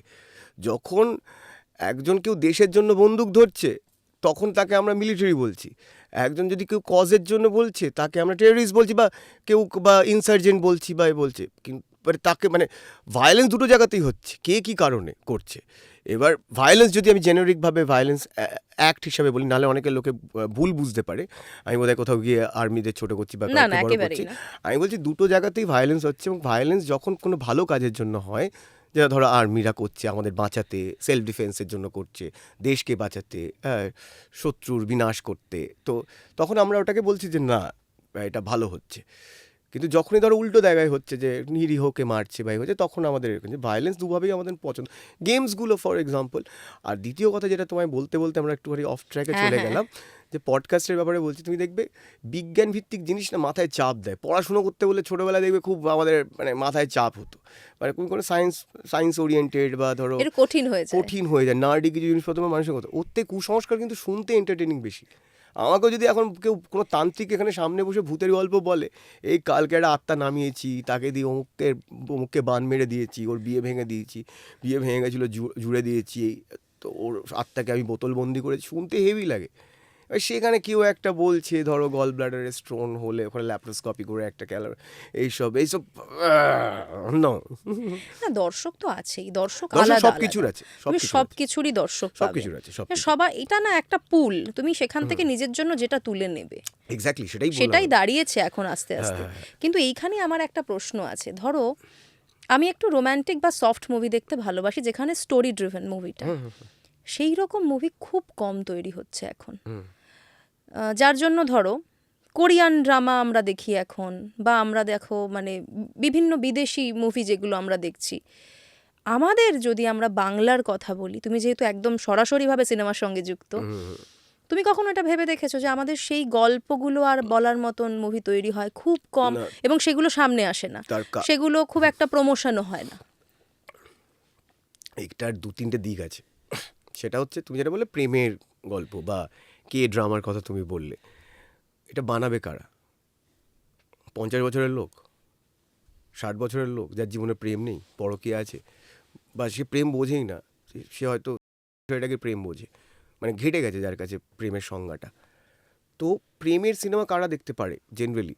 তুমি মেইন দেখবে, আমরা প্রেমের ছবি সবচেয়ে বেশি দেখেছি যখন আমরা কলেজে পড়ছি, না আমি স্কুলে তো পড়ছি। এখনো না দেখি। এখনো তুমি দেখো, কিন্তু মোস্টলি তুমি দেখবে প্রেমের ছবির ক্রেজ, বা তুমি যদি সাইয়ারা বলো, সাইয়ারা এখন অনেকেরই বয়স্ক লোকেদের যাদের সংসার হয়ে গেছে, 4টে বাচ্চা হয়, কি প্রেমের জন্য এত পাগলামোকে করে, যারা বলবে। কিন্তু সিনেমাটা কিন্তু হিট হলো। অফকোর্স হিট হয়েছে। তো আমি কোনো, আমি বললাম না, আমি ভালো খারাপের জাজমেন্টে নেই, ফলে আমার পছন্দ অপছন্দ থাকতে পারে, বাট এটা কন্টেন্ট নয়, এটা ভালো না ছবি। মানে তুমি সেভাবে জাজমেন্ট দিতে রাজি নও। আমি নই। আমার মনে হয় সবাই দেখছে যখন, আমি কে বলার। তো যাই হোক, এবার আমাদের বাংলা ছবির কোথাও একটা গিয়ে পরিচালক বা ক্রিয়েটাররা একটা বয়সে আটকে আছে, দেখবে ফ্রন্টলাইনাররা 20 বছরে, কোনো 20 থেকে 30-এর কজন ক্রিয়েটার রয়েছে, মানে পরিচালক বাংলা ছবি, না নাম খুব জানো? কম দেখা যায়, আছে, এখনই কমেন্টে বলবে এ আছে, খুব কম। কটা ছবি, যদি বাংলা ছবি 10টা 15টা রিলিজ করে, 20টা রিলিজ করে, ম্যাক্সিমাম পরিচালকদের বয়স দেখো কত। তো ফলে আমি যদি এখন কলেজের গল্প লিখতে চাই, আমি আমার কথাই বলছি, আই এম ওল্ড এনাফ, তো আমি যদি এখন কলেজের গল্প লিখতে চাই, আমি তো আমার কলেজটাকে ডিকোড করব ফার্স্ট, যেটা আমার অভিজ্ঞতা হয়েছে। আর একটা হচ্ছে আমি আউটসাইডার পয়েন্ট অফ ভিউ থেকে একটু রিসার্চ ওরিয়েন্টেড জিনিস করব। এই তোরা এখন কলেজে কী করিস, জেনজি টার্ম 5টা ঢুকিয়ে দেবো, হ্যাঁ আমি এই করে দেবো, আউটসাইডার পিওভি। তো আমি কিন্তু এই ব্যাপারটা জানি না, তো মানে ওই এখন ফিলিংসটাই তো আমার মধ্যে আমার নেই। মধ্যে নেইও, প্লাস আমার মধ্যে আমি তো হাজার হোক তুমি বা আমরা তো একটা পথ পেরিয়ে এসেছি, অবশ্যই। তো সেটা কোনোদিনই ওইটাকে করতে পারবে না। জাস্ট কলেজ পাস আউট যদি কেউ একটা ছবিটা বানায়, ধরো 20 থেকে 25 বা অ্যাটলিস্ট বিলো 30 যদি কেউ একটা কলেজ স্টোরি বানায়, আর একজন 45-এর কেউ বানায়, 50-এর কেউ বানায়, সে কী করবে? সে বলিউড ছবিটাকেই কোনোভাবে একটা এখান থেকে বলিউডে যা দেখা তার রেফারেন্সগুলোকেই সে ডিকোড করবে। এবং স্বভাবতই এখনকার জেনজি বা আমরা নতুন যারা জেন আলফা বা মোদ্দা কথা ইউথ যারা, তারা তো রিলেট করবেই না। বলে তুমি বয়স্ক লোক, তুমি তোমাদের প্রেম দেখাচ্ছ, আমরা এর থেকে অনেক এগিয়ে আছি। প্রেম বলিউড এসব মিশিয়ে কিছু একটা আমাদের ব্যাপারে বাইরে থেকে রিসার্চ করে তুমি একটা কিছু দেখাচ্ছ, তো রিলেটেবলই নয়। আর প্রেমের ছবি বানানো খুবই কঠিন ব্যাপার আমার মনে হয়, সেখানে সহজ ছবি বানানো মনে হয় কঠিন। সবচেয়ে কঠিন ব্যাপার, কারণ সহজ বানাতে গেলে না সহজ থাকতেও হয়, ওই জীবনযাপনটাও তো মানুষের নেই। দেখো সহজ জীবন মানুষের কোনোদিন ছিল না। না আছে, প্রচুর মানুষেরও সহজ রয়েছে। জীবন কোথায় ছিল? তুমি মানে একদম মহাভারতের যুগ থেকে দেখো না, জীবন মহাভারতে সহজ আমি জানি ছিল না, না। মহাভারতে আমি আমি জানি ওই না। সময়কার কথা বলছি। হুম। সহজ জীবন ছিল না, না, কিন্তু আমরা সহজ জীবনটাকে ছিল। সহজভাবে নেওয়ার একটা চেষ্টা হ্যাঁ, ছিল আমাদের মধ্যে। সহজ জীবন ছিল। ইনফ্যাক্ট আমি তো সহজ জীবন এখনো বাঁচছি, মানে আমার খুব জীবন খুব একটা কমপ্লিকেটেড নয়, আর আমি খুব অনেক ছোট ছোট বিষয়ে আমি আনন্দ পাই, ফলে আমার মনে সেটা হয় তো আমি দেখতেই পাচ্ছি, হ্যাঁ, মানে হাত ভেঙে যাওয়াতেও তার মধ্যেও আনন্দ একদম খুঁজে একদম নিচ্ছ। একদম আমি খুব বিস্মিত হই, কারণ আমার মনে হয় বিস্ময় যেদিন চলে যাবে আমার থেকে, সেদিন আমি মরে যাব। তো মানে হয়তো বেঁচে থাকবো, বাট মানুষ হিসেবে আমি মরে যাবো, ক্রিয়েটার হিসেবে মরে যাবো। ফলে আমি ছোটো ছোটো ব্যাপারে এখনও বিস্মিত হই, ফলে ওই ব্যাপারটা আমার মধ্যে বাঁচিয়ে রাখার চেষ্টা করেছি, যে যেন বিস্ময় না হারায় আমার থেকে। সবই জানি তাহলে তো আমি, দুনিয়া ফ্ল্যাট হয়ে যাবে একদম, কিচ্ছু সবই থাকবে জানি, না। সবই বুঝি, আমি আলটিমেট, আমি সব জানি, বিস্ময় তো পড়ে যাবে আমার। তো তাহলে আমি আর আর্টিস্ট হিসেবে কি করব? তো এইটা একরকম, আমি যেটা বললাম, যে তুমি দেখো যে যাই ছবি হচ্ছে সেইগুলো কোথাও গিয়ে কয়েকটা গল্পের মধ্যেই আটকে রয়েছে, মানে কিছু জিনিসের মধ্যেই আটকে রয়েছে। শুধু প্রেমের ছবিও নয়, তুমি মনে না বাচ্চাদের ছবি বা কোথায় হয়? হয় না। তুমি হয়তো বলতে পারো কাকাবাবু বাচ্চাদের ছবি, না আমি ধরো আমার মেয়ের তো 7 বছর বয়স, তুমি দেখিও তাকে। আমি ওকে সিনেমা দেখাতে নিয়ে যেতে চাই, কিন্তু আমার কাছে কোনো সিনেমা এমন এসেই পৌঁছয় না যেটা আমি ওকে দেখাবো। সেটাই তো সেই বলছি। আমাকে পুরনো গুপি গাইন বাঘা বাইন হ্যাঁ। দেখাতে হয়, কেন এটা হবে বলো তো? এটাই তো বলছি, যে আমরা কোথাও গিয়ে ওই ডেটা ড্রিভেন, যেটা আমরা কথা বলছিলাম, যে কিছু ডেটা আমাদের কাছে দর্শকের ব্যাপারে রয়েছে, এবং সেটা ওভারঅল দর্শকের হয়তো 5% বা 2% ডেটা, সেটা দিয়ে আমরা বিচার করছি এইগুলোই পাবলিক খায়, এইগুলোই এই হয়। সেই কারণে আমাদের বাংলা ছবি থেকে বৈচিত্র্য চলে গেছে। তুমি যদি ডিরেক্টরের নাম মুছে দাও, তুমি বুঝতেই পারবে না কোনটা কার ছবি, না বোঝা যায় না। তুমি বুঝতেই পারবে না। তুমি ওটিটিতে কাজ করছো, হ্যাঁ তোমাদের একটা প্ল্যাটফর্ম রয়েছে ইউটিউবে, হ্যাঁ হ্যাঁ হ্যাঁ সেখানে ভালো ভালো কাজ করছো, বিভিন্ন রকমের কাজ করছো, কিন্তু তুমি ভাবো এই ধরনের কাজ বড় পর্দায় হয় না। বড় পর্দায় কিছু স্টিরিওটাইপেই আটকে রয়েছে। তারপর আমরা বলি যে টলিউডের কেন ভালো কাজ হচ্ছে না, বাজেট নেই, এটা ওটা সেটা। হ্যাঁ। আর না, দ্বিতীয় কথা হচ্ছে, দেখো ওই বললাম যে তোমাকে ধরো মানুষের সাথে কানেক্ট চলে যায়, তো আমরা যখন সেলিব্রিটি হয়ে যাই না, আমরা মানুষের গল্প বলতে চাই, মানুষকে সার্ভ করতে চাই, এদিকে মানুষের থেকে দূরত্ব। আমি গাড়ি থেকে নেমে বাড়িতে ঢুকে যাই, বাড়ি থেকে নেমে গাড়িতে ঢুকে যাই, জানলা দিয়ে দেখি মানুষকে, ফলে আমার তো মেলামেশাই চলে গেছে, ফলে আমার কাছে গল্প কোথা থেকে হবে?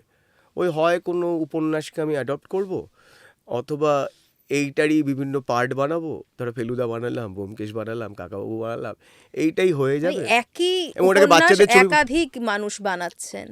ব্যোমকেশ বানাবো, মিতিন মাসি বানাবো, এবং ওইগুলো আমরা বানাবো, বাচ্চাদের ছবি বলে চালাবো, তো এইগুলো হবে।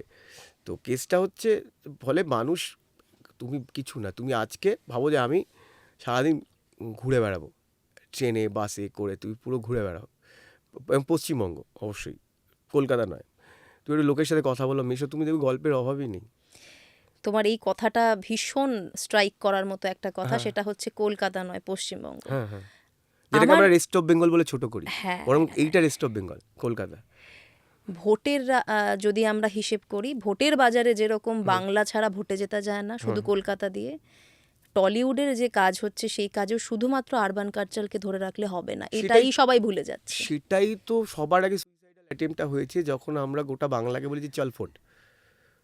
মানে যে কটা আমরা ছবি দেখছি এখন, তুমি দেখবে ওই দক্ষিণ কলকাতা কেন্দ্রে কিছু ছবি হচ্ছে, এক্ষুনি সবাই বলে এটা হয়নি, এটা হয়নি, এটা হয়নি, উদাহরণ দেবে। কিন্তু ওভারঅল আমরা কিন্তু বাকি বাংলাকে বলেছি চল ফোট। আমরা দুটো উইকেন্ডে সাউথ সিটির হাউসফুল দেখিয়ে, সাংবাদিকরা তো কেনা আছে, আমার বন্ধু বান্ধব হয়, একসাথেই থাকে, তো তারা 5টা আমাদেরকে ভালো রিভিউ লিখে দেবে, কিছু আমি একটা লেক মল হাউসফুল দেখিয়ে দেবো, এগুলো, তারপর তো সাকসেস পার্টি 4-5টা দিয়ে দেবো, নিউজ পেপারে হয়ে যাবে। কিন্তু এখন এই ব্যাপারটা ল্যাংটো হয়ে গেছে, আর লুকোনোর জায়গা নেই। এখন সবাই বুঝতে পারছে যে কী খারাপ অবস্থা। তুমি একটা ভেন্টিলেশন মানে সাপোর্ট দিয়ে বলছিলে লোকটা বেঁচে আছে, বেঁচে আছে, বেঁচে আছে, এখন সবাই বুঝে গেছে এটা কোন সাপোর্টে বেঁচে আছে, আদতে লোকটা মরে গেছে অনেক আগে। তো আমরা সবার আগেই করেছি যে আমরা তাদের গল্প বলা ভুলে গেছি। যে তুমি একটা কোনো, তুমি বলো না আমাদের এতগুলো জেলা আছে, তুমি দিনাজপুরের কোনো গল্প বলে কেউ? মুর্শিদাবাদের গল্প বলে? মুর্শিদাবাদ তো কত প্রাচীন শহর, ভুলে গেছে মানুষ। পলাশী, বা তোমার বাড়ি রানাঘাট, তুমি বলো না কত গল্প ওখানে রয়েছে। মানে তুমি যদি একটা ভূগোল পাল্টে দাও, জাস্ট 50 কিলোমিটার, 70 কিলোমিটার, তাহলেই দেখো না কত বৈচিত্র্য আমাদের। প্রচুর গল্প, মানে গল্পের শেষ নেই গো আমাদের আমরা খুব বাংলাতে। বোলপুর, পুরুলিয়া, দার্জিলিং অবধি গেছি, আর মন্দারমণি, সুন্দরবন, বাকি জানি না বাংলার ব্যাপারে। কোথাও কি তোমার এটা মনে হয় যে আমরা বই পড়াটা যে আস্তে আস্তে ছেড়ে দিলাম, এটা একটা রিজন? বড় রিজন, খুব বড় কারণ। কারণ যারা পাঠক তারা রিলেট করবে, যখন আমরা পড়ি না, তখন ওই যে স্তব্ধতা, এবং ওই যে আমাদের পজ, নিজের সাথে সময় কাটানো, ইমাজিনেশন, প্রত্যেকটা লেখার অক্ষর যখন আমি পড়ছি, ছবি তো দেয়া নেই, চোখের সামনে তো ভেসে ওঠে। ভাসছে, কল্পনা করা, এবং এক একজনের কাছে এক এক রকম ইন্টারপ্রিটেশন, সেই যে নিজের সাথে সময় কাটানো, এবং অতটা ধৈর্য ধরে পড়া, পড়া তো একটা ধৈর্যের ব্যাপার, সেই ধৈর্য মানুষের চলে গেছে। এবং ওই যে ওই বললাম যে স্তব্ধ হয়ে নিজের সাথে সময় কাটানো, বা তোমার ওই অক্ষরগুলো পড়ার সাথে সাথে আমার নিজের নিজের ভিজুয়ালাইজেশন, আমরা নিজের একটা ছবি তৈরি করছি। মানে একই গল্প ধরো তুমি আমি পড়ছি, তোমার ইন্টারপ্রিটেশন আলাদা, আমার ইন্টারপ্রিটেশন একদম। আর তো বই তো গেছে, আরও ব্যাপার হচ্ছে কবিতা পড়া চলে গেছে। কবিতা তো কেউ পড়েই না এখন, রাদার ছন্দ মিলিয়ে দেওয়াই যে কবিতা নয়, বা কবিতা মানে যে ছন্দ মেলানোরও দরকার নেই, সেই যে কবিতা পড়াও চলে গেছে, ওটাও আমার খুব খারাপ লাগে এখন। এই সাইডগুলো মানুষের আস্তে আস্তে কোথাও হারিয়ে যাচ্ছে। ধরো একদিকে আমি যদি বলি, জাজ না করেই যদি বলি, জেন জিদের নিয়ে আমরা কথা বলি, ওরা কিন্তু খুব সহজে অনেক কিছু অ্যাকসেপ্ট করতে পারে, কিন্তু ওরা আবার কিছু কিছু জিনিস খুব বাদও দিয়ে দিচ্ছে। আমার জেনজিদের প্রতি প্রচণ্ড ভরসা রয়েছে, আমি একদম পুরো থামস আপ। আমার মনে হয় একটা যদি বড় পরিবর্তন আসে পরবর্তীকালে, জেনজি বা জেন আলফাদের নিয়ে আসতে পারে, কারণ পরিবর্তন তো এক একটা জেনারেশনে আসবেই। হ্যাঁ, কারণ বাকিরা হেজে গেছে। আমাদের জেনারেশনের উপর আমার কোনো ভরসা নেই, আগের জেনারেশনের তো নেই আমার কোনো ভরসা। তো তখন আমাদের সময় দেখবি দু ধরনের ছেলেমেয়েরা থাকতো। এক হচ্ছে যারা পড়ে, সারাদিন বই পড়ে, হ্যাঁ, কী বলে, মানে স্কুলের বই এবং এমনি গল্পের বই, সারাদিন বই থেকে মুখ তোলে না। আরেকটা ছেলে আছে যারা সারাদিন টিভি দেখে, টিভির পোকা, গান শোনে, সিনেমা দেখে, টোটো করে বেড়ায়, হ্যাঁ মানে পরীক্ষায় শূন্য পায়, হ্যাঁ ফেল করে, বাজে ছেলেদের সাথে মেশে, হ্যাঁ এই একটা শ্রেণী থাকে। এবার কোনো দিনই দেখবে এরম ছিল, তখন মিডিয়ামটা আলাদা ছিল, আমাদের কি বারণ করা, এই এত টিভি দেখিস না, কাল পরীক্ষা, এই সিনেমা দেখতে গেছো স্কুল পালিয়ে। এবার সেটা তো মিডিয়ামটা পাল্টেছে, সে তার জায়গায় মোবাইল এসছে, এবং এই মোবাইলটা তাদের হাতে ধরিয়ে দেওয়ার পেছনে তো আমরাই দায়ী। আমরা তাদের থেকে মাঠ কেড়ে নিয়েছি, ঘাট কেড়ে নিয়েছি, সব জয়েন্ট কেড়ে ফ্যামিলি নিয়েছি। কেড়ে নিয়েছি, আমাদের পাড়ার বন্ধু কেড়ে নিয়েছি, সব কেড়ে নিয়ে মোবাইল ধরিয়ে দিয়ে বলছি এ বাবা এটা তো বকে গেল মোবাইল দেখে, তুমি ওদের জন্য মাঠ রেখেছো, সব তো প্রমোটিং করে আমাদের দিয়েছো। ইমাজিনেশনের তুমি ওদের জন্য ক্যাপাসিটিটা না কমতে কমতে সত্যি সত্যি একটা ছোট জায়গায় এসে দাঁড়িয়ে না, সেটা তো যাচ্ছে। হবে, কিন্তু আমি বলছি সেখানেও কোথাও গিয়ে একটা আমি ওদের মধ্যে অনেক ব্রাইটার একটা সাইড দেখি, যেটা আমাদের সময় মানে হয় না যে কিছু কিছু যে জিনিস দুমড়ে মুচড়ে পাল্টায়, আমরা রিলেট করতে পারি না বলে আমরা ওটাকে আগেই দাগিয়ে দিয়ে একটা বেকার জিনিস হচ্ছে। হয়তো মোবাইলই অন্য, এই টেকনোলজির মাধ্যমে ওরা একটা অন্য কিছু তৈরি করবে, অন্য ফর্ম তৈরি করবে, যেটা ধরো আমরা ওই সময় বই করেছি, মেবি মোবাইলই ওদের একটা ডিভাইস হতে পারে বই পড়ার। অনেকে দেখেছি পিডিএফ পড়ে, কিন্ডেল পড়ে, সেইভাবেও পড়ে। যে আমি বেড়াতে যাচ্ছি, আমার বন্ধু বান্ধব দেখেছি 10টা বই নিয়ে যাব, তার জায়গায় একটা কিন্ডেল ক্যারি করা, আমার 10টা বইয়ের থেকে জায়গা কম হবে। তো আমার মনে হয় দেখো, আমরা তো ওদের থেকে সব কেড়ে নিয়েছি। আমরা ওদের জন্য না গাছ রেখেছি, না ভালো এয়ার কোয়ালিটি রেখেছি, না পরিবার রেখেছি যে একটা কমিউনিটি প্র্যাকটিস তারা বুঝবে। তুমি আমি যখন বড় হচ্ছি, ভাই বোনেদের অভাব নেই, সবাই আমি তো মাঠে ঘাটে খেলে বড় সবাই হয়েছি। শালা শাসন করে। হ্যাঁ মানে শাসকের মানে এ নেই, বাবা বাবা পরে আসছে সিনে, তার আগে পাড়ার কাকু ধরবে, পরাধীন জীবন। হ্যাঁ পাড়ার কাকু বকবে, বন্ধুর মা বকে, আমার কাকা বকে, আমার কাকি বকে, মানে তারপরে কি বাবা মায়ের লেয়ারে আমরা পৌঁছচ্ছি যে তাদের শাসন পরে হবে। হ্যাঁ পাড়ার কত বন্ধু, জ্যাঠতো তো খুঁড়তো তো ভাই বোন, হ্যাঁ এবং এলে তুমি দিয়ে খাবে, মানে আমাদের মাঠের আলাদা বন্ধু, স্কুলের আলাদা বন্ধু, কোচিং ক্লাসের আলাদা বন্ধু, মানে এত গ্রুপ আমাদের, একটু মাঠে চলে গেলাম, তো এগুলো তো কিছুই আমি রাখিনি তাদের জন্য। বাবা মা, এবং বাবা মার পক্ষে পসিবল নয় একটা বাচ্চাকে অতটা সময় দেওয়া, কারণ প্রথম কথা এনার্জি ম্যাচ করতে পারবে না দুজনে, সারাদিন কাজ করে আসার পর কি ওয়ার্কিং করে হলে, তো সম্ভব? ফলে সব কিছু কেড়ে নিয়ে আমরা তাদেরকে মোবাইল ধরিয়ে দিয়েছি। আমার ম্যাক্সিমাম বন্ধু বান্ধবদের দেখেছি যে, বা অনেককে দেখেছি, তুমিও এই এই ছবিটা সবার কাছে কমন, মানে কেউ আর বলবে না যে আমি এটা রিলেট করতে পারছি না, যে খাচ্ছে না ফোন চালিয়ে দিয়ে খাওয়াচ্ছে। এটা তো করেই, এটা আমাদের তো ছোটবেলা বলতো হয়ই। ওই দেখো পাশের বাড়ির কাকু আসবে বকে দেবে, বা অমুক জুজু আসবে, এইসব বলে ফলে খাওয়াতো। তো এখন ধর মোবাইল চালিয়ে ইজি দিচ্ছে, অপশন। Easy option. তো তো তাহলে এবার তুমি বলছো তারপর মোবাইল দেখে ওরা, এটা কি হলো? অনেক আমরা সমাজ নিয়ে আলোচনা করলাম, সবাইকে নিয়ে আলোচনা করলাম, তোমার আলোচনাটাই বাদ চলে না যাচ্ছে। না চলো চলো আমার আলোচনা করি এবার। এবার আমাকে বলো যে তুমি এই ফিল্ডে কি করে এলে? এই ফিল্ডে তো আমি এটা বহুবার বলেছি, প্রথম আমার আমার মানে 360 ডিগ্রিতে কেউ নেই, আমার আর্টিস্টও কেউ নেই, আমার বাবার দিক মায়ের দিক মানে কেউ নেই, নোবডি। তো আমি ওই তখন মানে ক্লাস ক্লাউন ছিলাম, স্কুলে মজা ফজা করতাম, স্যারেদের মিমিক্রি করছি, মানে ফাজিল ছেলে। ফাজিল ছেলে আর খারাপ ছেলে, মানে হ্যাঁ মানে আমি ওরকমও খারাপ ছেলে ছিলাম না, কারণ ক্ষতি করি, বাট হ্যাঁ মানে খারাপ ছেলে দুষ্টু ছেলে বলতে যেটা বোঝায়, যা যা স্টিরিওটাইপ রয়েছে সব কিছু আমার মধ্যে ছিল, ঠিক আছে। আর আমাকে অ্যাট্রাক্টও করতো সেটা, আমি বাজে ছেলেই হতে চাইতাম। তোমার তো রাক্ষস পছন্দ। রাক্ষস আমার হেভি লাগে, তুমি তোমায় শুরুতেই বললাম আমি রাক্ষসদের ফ্যান, হ্যাঁ কারণ তারাও ডিপ্লোমেটিক নয় ভাই, তুমি পুরাণ পড়ে নাও, দেখো রাক্ষসদের স্ট্রেট, হ্যাঁ এবার আবার ওখানে এক্ষুনি পৌরাণিক উদাহরণ দেবে সবাই যে না এখানে তো রাক্ষসরাই করেছে, তো মোস্টলি তুমি যদি দেখো তারা কিন্তু খুব স্ট্রেট ফরওয়ার্ড, তাদের ওই ডিপ্লোমেসির দায় নেই, ভালো হওয়ার দায় নেই, ওরা শুরু থেকেই তোমায় বলে দিচ্ছে ভাই আমি খারাপ। তো আমার সেই জায়গা থেকে চিরকালই আমার খারাপ ভাইরা লাস্ট বেঞ্চের এরা একটা করতো, সেই জায়গাটা আমার ছিল। তো তারপর কিন্তু সেটা মিডিয়া, টেলিভিশনের সামনে, রেডিওতে কথা বলা, এগুলো কল্পনার বাইরে। তো আমি পড়াশুনো করছিলাম, আমি মানে আমি কোনোদিন ফেল করিনি ক্লাসে, ঠিক আছে, আমি এভারেজ স্টুডেন্ট ছিলাম, কিন্তু কোনোদিন আমি ফেল করতাম না, মানে পরীক্ষার আগে পড়ে এই নয় যে খুব খারাপ রেজাল্টও করতাম, মানে মাঝারি মানের যে মাথাটা ভালোই ছিল। হ্যাঁ মাঝারি মানে, আর আমি পড়াশুনো করতে ভালোবাসতাম কিন্তু সিলেবাসের বাইরে, হ্যাঁ পড়তে আমার চিরকালই ভালো লাগে, আমি ফেল মানে মানে এমনি ঠিক আছে খারাপ স্টুডেন্ট, কিন্তু আমার পড়াশুনো চিরকাল, আমার টিল ডেট আমার পড়াশুনো করতে ভালো লাগে, তো আমি পড়াশুনো করার পক্ষে। তো এবার 12 মানে ফার্স্ট ইয়ার যখন, তো আমি কমেডি শো দেখি, ফানি আমি ছিলামই, হ্যাঁ তো ওই তখন মিরাক্কেলের অডিশন চলছে, আমার কাকা অডিশন দিতে যাবে, আমি বললাম আমিও যাই তোমার সাথে, গিয়ে আমি অডিশন দিলাম, কাকাও দিল, তারপর আমার হয়ে গেল, সেই জার্নি শুরু through- কাকার হলো না, তোমার হয়ে হ্যাঁ, গেল। তার তো জন্য কিরকম কেস খেয়েছিলে? কেস খাইনি, কেস খাবো কেন?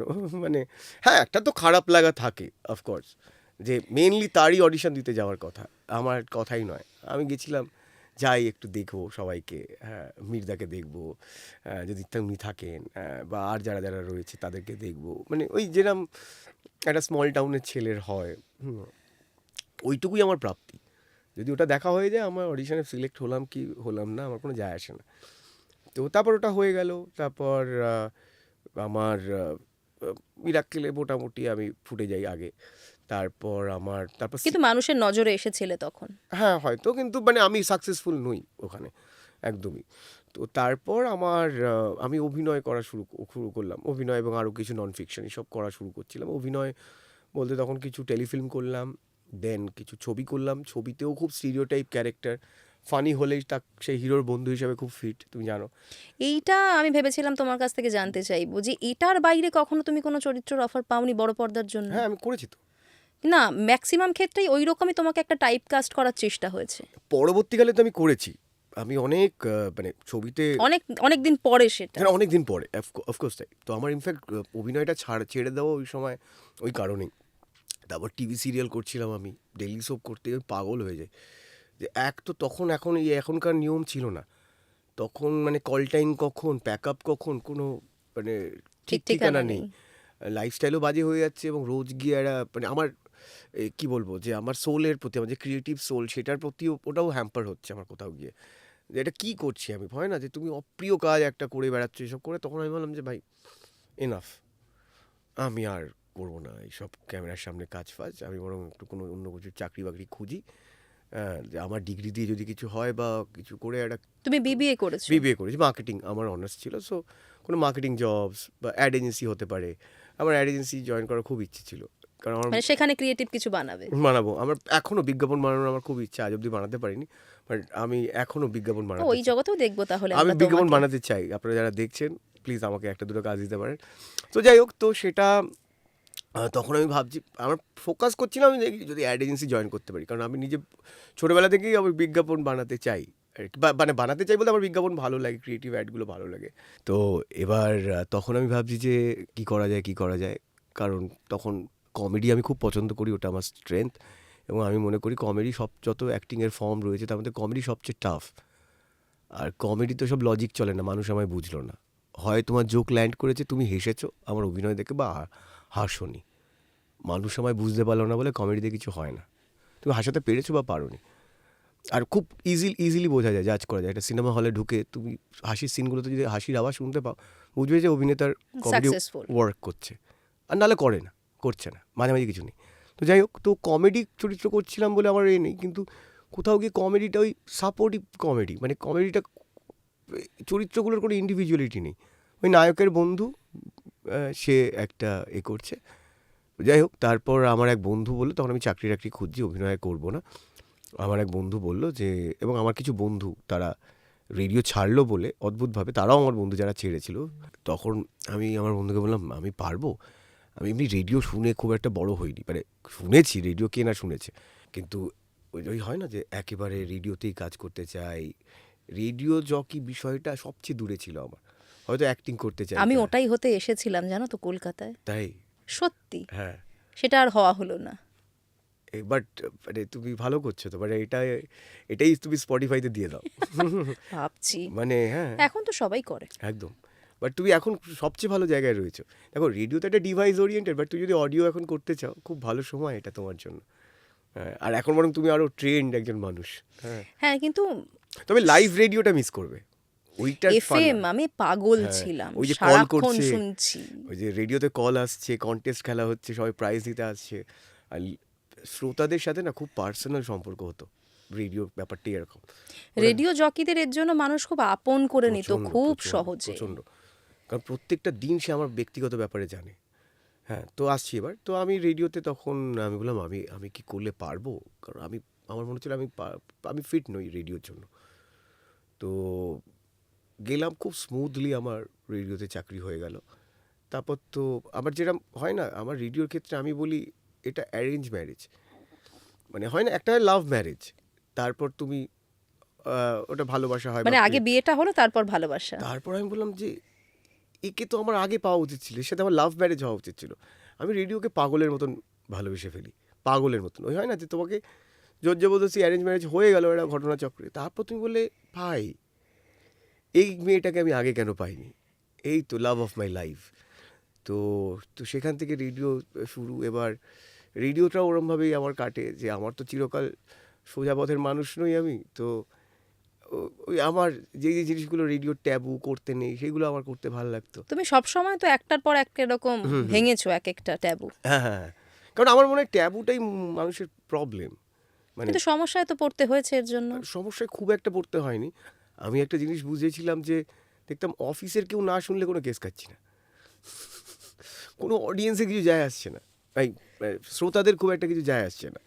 খালি অফিসের কেউ শুনে ফেললে, বস এই ওই হ্যান ত্যান কলিগ, তারা গিয়ে কমপ্লেন করছে, অফিসে কেস খাচ্ছি।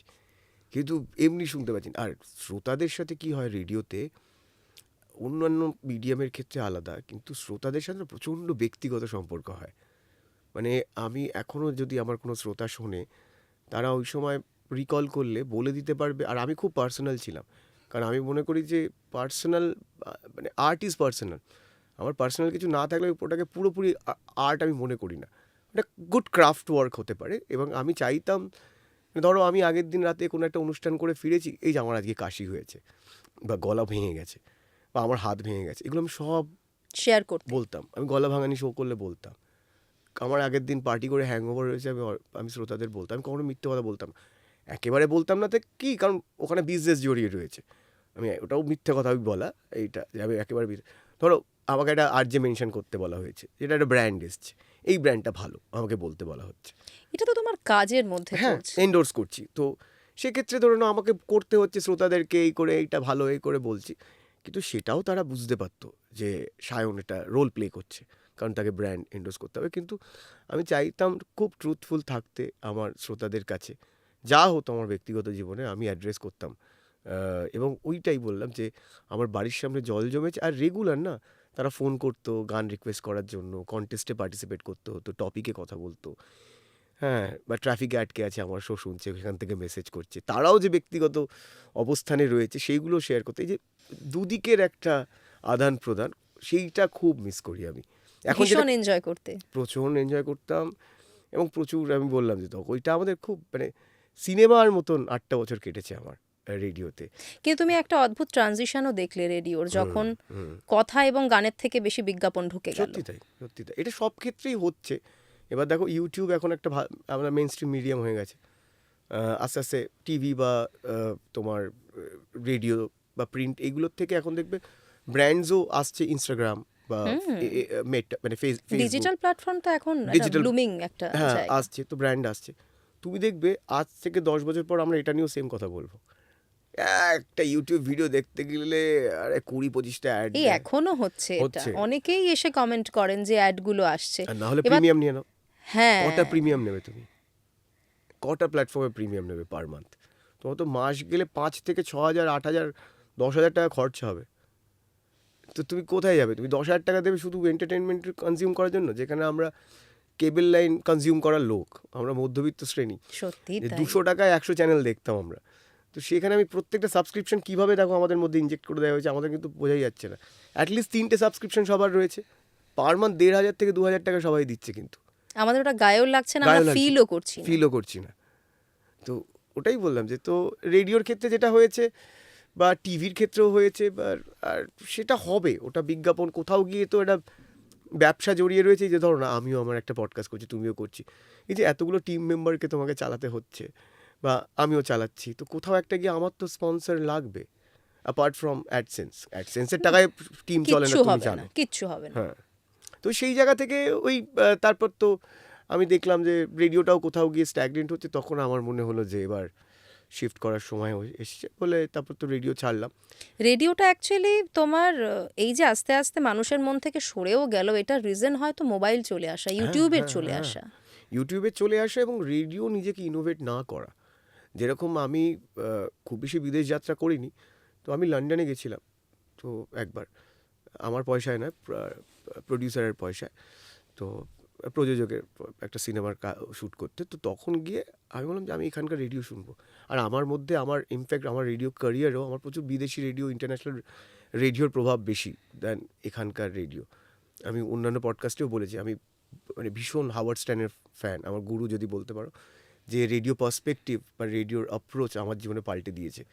যে আমার এখানে যাদেরকে শুনতাম ভালো মনে হতো, আমি খুব লিমিটেশন চলে আসছে খুব- কোথাও একটা। হ্যাঁ এই অবধি, এরা তো ভেঙে এখান থেকে শুরু ভাইয়ের। হ্যাঁ এটা কি হচ্ছে, আরে এটা কাকে শুনে ফেললাম, আবার কাউকে আর ভালো লাগছে না। হাওয়ার্ড স্টার্ন যেটা করে ওটা, এবার ওটা আবার অ্যাচিভ করতে গেলে ওই বললাম যে যেটা পাশ্চাত্যে সম্ভব এখানে করতে গেলে কিন্তু কেস আছে। যেটা তুমি এর আগে একটা জোকের প্রসঙ্গ বললে, চুরি করা জোক যখন অন্য দেশে লন্ডনে বলা হচ্ছে কুল, যখন আমাদের এখানে বলা হচ্ছে ভারতবর্ষে একেবারে police case police case face হয়ে একদম যাচ্ছে তাই হয়ে যাচ্ছে। তো সেটা ঝামেলার ব্যাপার। যে হাওয়ার্ড স্টার্নকে শুনে ইন্সপায়ার্ড হয়ে আমি ওটা এখানে এক্সিকিউট করতে চাইছি, মানে সিমিলার কাইন্ড অফ থিং, শখ তুমি জক। খবরের পাতার ফার্স্ট পেজে চলে আসতে। হ্যাঁ, তো তখন সময়টা আলাদা আলাদা ছিল, টাচ কিছু হয়নি। তো এবার কী যেন বলছিলাম, তো লন্ডনে গিয়ে যেটা আমি দেখলাম, আমি বললাম যে আমি রেডিও শুনি। আমি দেখলাম যে ওখানে রেডিওরও রেডিওর একটা বৈচিত্র্য রয়েছে। টক স্টেশন রয়েছে, নিউজ স্টেশন রয়েছে, হ্যাঁ মিউজিক স্টেশন তো রয়েছে আমাদের মতন। এই যে শুধু মিউজিক স্টেশন হয়ে রেডিও আর সার্ভাইভ করতে পারবে না, কারণ এখন তো মিউজিকের জন্য কেউ রেডিও শুনবে না। কিন্তু পডকাস্টের জন্য তো শুনতেই পারে। টক স্টেশন আমাদের এখানে একটা ছিল, সেটা উঠে যায়, অনেক আগে ছিল, মানে তখন আমিও কলেজের ফার্স্ট ইয়ার হবে। তো ইনফ্যাক্ট একটা উইমেন সেন্ট্রিক টক স্টেশন ছিল, যেটার নাম পরবর্তীকালে পাল্টায়, তারপর আবার পাল্টায়, তারপর এখন তো সেই টক স্টেশন নেই। নিউজ একটা রেডিও স্টেশনে খালি নিউজ চলছে সারাদিন। তুমি এই যে খবরের চ্যানেলের কথা বললে, ওটা একটা খবরের চ্যানেল, হ্যাঁ একটা ধরে নাও স্পোর্টসের চ্যানেল। তো এই যে বৈচিত্র্য চ্যানেলে, যে গান ছাড়া আমি আর কি কন্টেস্ট, গান ছাড়া আমি আর কি সার্ভ করতে পারি আমার অডিয়েন্সকে, যেটার এবং জন্য সেই গান শোনানোর সময় নেই। গান তো প্রথম কথা আমি রেডিও শুনবো? আমাদের সময় রেডিওর মজাটা কি ছিল, আমাদের কাছে প্লে লিস্ট লিমিটেড ছিল। হ্যাঁ মানে মানে আমরা তো মোবাইল- মনের পছন্দের গান শোনার জন্য আমাদের এফএম এর উপর ভরসা করতে হতো, এবং কত গান এফএম এ শুনেই প্রথম আমরা শুনেছি যে আরে এই গানটা হেভি, তো এটা কার গান বলে, ওই যে ম্যাজিক। অ্যান্ড আর একটা ম্যাজিক ছিল রেডিওর, ধরো এখনও আছে ওই ম্যাজিকটা স্টিল দেয়। আমি যখন রেডিও শুনি এখনও, ওটা আমাকে খুব ভালো, মানে আমার এখনও রেডিও একটা কারণে আমি শুনতে পারি। ধরো তুমি আর আমি একটা ড্রাইভে বেরিয়েছি, এবার ড্রাইভে বেরিয়ে তোমার আর আমার প্লেলিস্টের কিছু ধরন আছে, প্যাটার্ন আছে, লিমিটেড রয়েছে, হ্যাঁ, এবং আমরা চিন্তা ভাবনা করছি যে এইটাই বাজাবো আমরা ড্রাইভ করতে করতে, বা বাড়িতে আমাদের পার্টি হচ্ছে সেখানে আমরা বাজাচ্ছি। কিন্তু রেডিওতে এরকম হতে পারে ফাট করে একটা গান বাজলো যেটা তোমারও প্রিয় এবং আমারও প্রিয়, কিন্তু অনেকদিন বহুদিন শোনা হয়নি, এবং এটা হচ্ছে এই মুহূর্তের জন্য বেস্ট মিউজিক। মানে এটা কিন্তু এই মোমেন্টটা সব সময় ক্রিয়েট হবে না, এটা হঠাৎ করে একটা করে সময় হবে, এবং হতে সব পারে। সময় হয়ও না। তো এইটা একটা প্লেলিস্টের বাইরে যাওয়ার একটা ম্যাজিক। কিন্তু শুধুমাত্র রেডিওর যেটা সমস্যা আমার মনে হয়, বা সমস্যা বলবো না, বাট লিমিটেশন বা ইনোভেশনের জায়গা, মিউজিক ছাড়া আমি আর কি সার্ভ করতে পারি আমার শ্রোতাদের। আর একটা তুমি যেটা বললে আগে কি মোবাইলে রেডিও ছিল, তারপর এখন তোমার মোবাইলে রেডিও নেই, নেই নেই আমার মোবাইলে নেই। ওটা তো একটা আদতে গিয়ে ডিভাইস। এবার সেটা অডিও স্ট্রিমিংয়ে সবাই শিফট করতে পারে, কিন্তু সেক্ষেত্রে গিয়েও ধরো ওই লাইভ কল, ট্রাফিক আপডেট, এই যে লাইভের যেটা মজাটা, ওটাও কোথাও গিয়ে একটা, না আমাদের তো হাতের মুঠোয় এখন সবকিছু চলে But এসেছে, আমার আমাদের দরকার নেই। আর আমার মনে হয় কোথাও গিয়ে রেডিও তার একটা চরিত্র পাল্টাবে এই সময় দাঁড়িয়ে, ইন্টারঅ্যাক্টিভ কিছু একটা জায়গা তৈরি করবে। এবং আমি সবচেয়ে বড় কথা, আমি যেটা এক্সপেক্ট করি যে রেডিওতে আরও বৈচিত্র্য আসবে, যদি অডিয়েন্সকে ধরে রাখতে চায়, যে শুধু মিউজিক স্টেশন নয়, ওখানে গান ছাড়াও আরও কিছু অডিয়েন্সকে সার্ভ করবে, নতুন কিছু। নতুন কিছু। তারপর রেডিওটা যেরকম হট করে ছেড়ে দিলে একদম প্রাইমে থাকাকালীন, এই ডিসিশনটা নেওয়া তো সহজ ছিল না। না না এটা কেউ সহজ হয় না এগুলো। না এটা সহজ হয় না। আর সবচেয়ে ভালো রিলেট করবে তুমি, কারণ তুমি আর আমি মানে আমাদের ব্যাকগ্রাউন্ডটা আলাদা, কিন্তু কোথাও গিয়ে কারণ তুমি একটা নিউজ চ্যানেলে চাকরি করেছো দীর্ঘদিন, একটা মাইনে ঢুকতো, তুমি জানো আমরা মাইনের অভ্যাসটা কি খারাপ অভ্যাস, খুব বদ অভ্যেস। এর থেকে খারাপ অভ্যাস বোধহয় জীবনে কিছু হয় না। আমাদের সবসময় চাকরি করতে ফোর্স করা হয় না, কিন্তু আমি বলবো এই যে জেনজিরা চাকরি করছে না, বেশ করছে, আমি খুব সাপোর্ট করি এটা। কিছু অন্তত করুক। কিছু অন্তত করো, হ্যাঁ অফকোর্স কিছু অন্তত করো, বাট চাকরি করো না, খুব খারাপ অভ্যাস। তো মাসে একটা মাইনে ঢুকে যাচ্ছে, তো আমি রেডিও ছাড়ার 2 বছর আগে থেকে আমি সেভিংস করি, এটাও বলছি, প্ল্যান করে আমি হঠকারিতেই ছাড়িনি। তো আমি তখনই বুঝতে পারছি যে আমার আর হচ্ছে না। তো আমি আগের থেকেই আমি সেভ করতে থাকছিলাম টাকা। তো আমি এটা টাকা সেভ করেছিলাম যে আমি রেডিও চাকরি ছাড়লে যেন 2 বছর যদি আমি কোনো কাজ না করি যেন আমার মানে আমার চলে যায়। তার মানে তো এটা পুরো প্রি প্ল্যান, প্রি প্ল্যান হঠাৎ সিদ্ধান্ত নয়। সিদ্ধান্ত একদমই নয়। তো আমি 2 বছরের টাকা সেভ করেছিলাম। এবার আর একটা ব্যাপার হচ্ছে আমার জীবনে এমনিতে খুব খরচ কম, মানে আমি খরচ আরও কমিয়ে ফেলার চেষ্টা করছি। হ্যাঁ, যে যত মানে কিছু তো দায়িত্বের মধ্যে থাকে, তো আমার জীবন আমি জানি যে আমার কম টাকায় চলে যায়। তো এবার তখন আমি ভাবলাম যে 2 বছরের একটা ব্যাকআপ রয়েছে। এবার 2 বছরের মধ্যে আমি যদি কিছু জোগাড় করতে না পারি তাহলে আমার থেকে লুজার কেউ হয় না। না, তুমি তখন যা কাজ হ্যাঁ। করতে বা তোমার মধ্যে যা ট্যালেন্ট ছিল, হ্যাঁ। তোমার মধ্যে এই কনফিডেন্সটা তো ছিলই যে আমি করেই নেব। ছিল, কিন্তু কোথাও একটা গিয়ে এটাও তো জানি যে আমি তো ডিরেক্ট শখের লোকও নই, মানে ফলে আমার কাজ পাওয়াটাও যেমন কিছু জায়গায় সহজ, কিন্তু আবার আমাকে আমাকে আমি মিসআন্ডারস্টুডও কিছু জায়গায়, যে আমাকে ভুল বোঝাও রয়েছে। আরে একে নিলে তো এখানে কেস খাইয়ে দেবে, এ বোধহয় ভুলভাল বকে দেবে, দেবে। তো আমাকে নিয়ে সেই ভয়টাও মানুষের রয়েছে। তো দুটো দিকই রয়েছে, যে একদল লোক সেটা পছন্দ করে, একদল লোকের কাছে মিসআন্ডারস্টুড। তোমার ফাজিল ছেলে তকমাটা এখনো যায়নি না, না? আমি চাইও না যে যাক, কারণ আমি তো আদতে ওটাই। আমি খুব একটা চাই না আমাকে কেউ খুব একটা সিরিয়াসলি নিক। হ্যাঁ, কারণ আমি একদম ওই বললাম না শুরুতে, আমি একদম এই পডকাস্টের শুরুতে যেটা নিয়ে কথা হচ্ছিল, ওই বাবা দাদা গুরু সিরিয়াস লোক লেজেন্ড, এই কোনো তকমা আমার চাই না। রাদার ফাজিল ছেলে, কেওড়া ছেলে, মজার মানুষ বা যা যা হয়, প্রাণবন্ত যা যা বিশেষণ আছে সেইগুলো আমাকে দিক। সেটা যদি খারাপও হয় আমি খুব আনন্দিত হব। দেন খুব সিরিয়াস একটা জিনিস দিয়ে দেব, প্রভাত প্রতিম কিংবদন্তি, এইসব আমার কোনো তকমা চাই না। আমি বিশ্বাসও করি না এইসব তকমায়। হ্যাঁ, তো যাই হোক, তারপর রেডিও ছাড়ার তো পরে আমি তো প্ল্যান করেই ছাড়ি। তো ছাড়ার পরে আমি 2 বছরের মধ্যে, তারপর তো বাকিটা আমি বিভিন্ন মিডিয়াম এক্সপ্লোর করলাম, ফিল্ম। এবং তারপরে ইনফ্যাক্ট যেটা হলো, আমি রেডিও ছাড়ার পরে তুমি যেটা বলছিলে না, আমার স্টিরিওটাইপ ছিল একটা, সত্যি ছিল অভিনয়।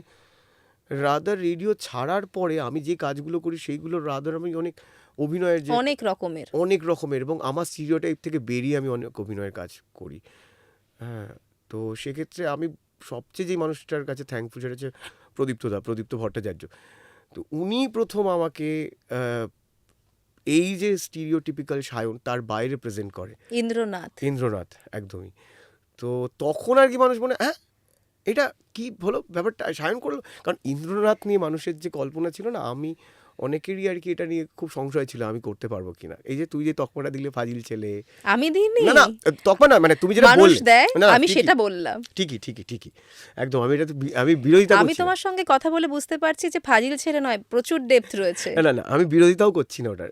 তো একদমই ফাজিল ছেলে যাবি তো। কিন্তু হয় না যে তুমি চিরকাল রবি ঘোষকে একভাবে দেখে এসছো বা তুলসী চক্রবর্তীকে দেখে এসছো ওইভাবে। হ্যাঁ, কিন্তু তারা যেমন সিরিয়াস কাজ করেছে, আমি বলছি না আমি তাদের মতন, তাদের নখের যোগ্য আমি নই, কিন্তু আমি বলছি কমেডিয়ানদের চিরকাল ওইভাবে স্টিরিওটাইপ করা হয়েছে। কিন্তু যতবার কোনো কমেডিয়ানকে সিরিয়াস চরিত্র দেওয়া হয়েছে তুমি দেখবে তারা ভালো ডেলিভার করেছে। তার একটাই কারণ কমেডি আদতে সবচেয়ে টাফ তোমার অ্যাক্টিং যতগুলো ফর্ম রয়েছে তার মধ্যে। মানুষকে হাসানো অত সোজা জিনিস নয়। এমনকি আমি তোমার নাম ধরেও বলতে পারি, এক্ষুনি দাদারা রেগে যাবে, এমন অনেক দাদারা রয়েছে যারা ফ্রন্টলাইনার অভিনেতা আমাদের এখানে, লেজেন্ড সুপারস্টার। তুমি দেখো তাদের কমেডি ওয়ার্ক হয় না কোনো দিন, খুব ফোর্স লাগে। ভালো ছেলের মতো দেখতে, গোয়েন্দা হয় তারা। হ্যাঁ, সবাই বুঝতে পারছে, কমেন্ট করতে পারো। তুমি তাদের কমেডি করতে দাও, ছড়িয়ে লাট করে। তারা করেও না তো, কারণ পারে না তারা। কিন্তু তুমি এখানে যাদের স্টিরিওটাইপ আমরা করি কমেডিয়ান বলে, তুমি তাদেরকে তুমি দেখো একটা সিরিয়াস চরিত্র দিয়ে, তারা চিরকাল, এটা যুগ ধরে প্রমাণিত।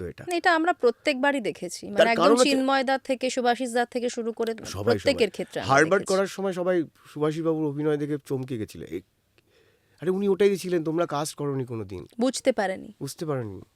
হ্যাঁ, তুমি কোনোদিন কাস্ট করোনি। পরশপাথর দেখে চমকে গেছে, আরে তুমি তো এক্সপ্লোরই করোনি।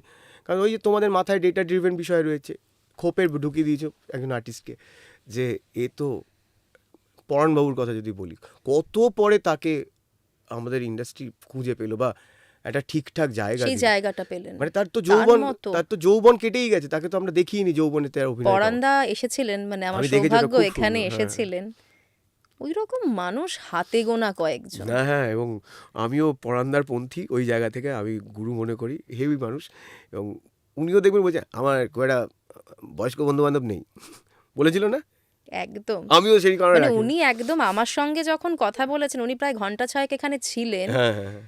এই তোকে তো আমার বৌমার মতো দেখতে। হুম, হুম, হুম। মানে ওই যে ব্যাপারটা একদম ইনস্ট্যান্ট কাউকে আপন একদম। করে নেওয়া। তুমি বলো না কত আমাদের কত মানে দুঃখের ব্যাপার, আমাদের আমাদের কি বলবো, এটা আমাদের ব্যর্থতা।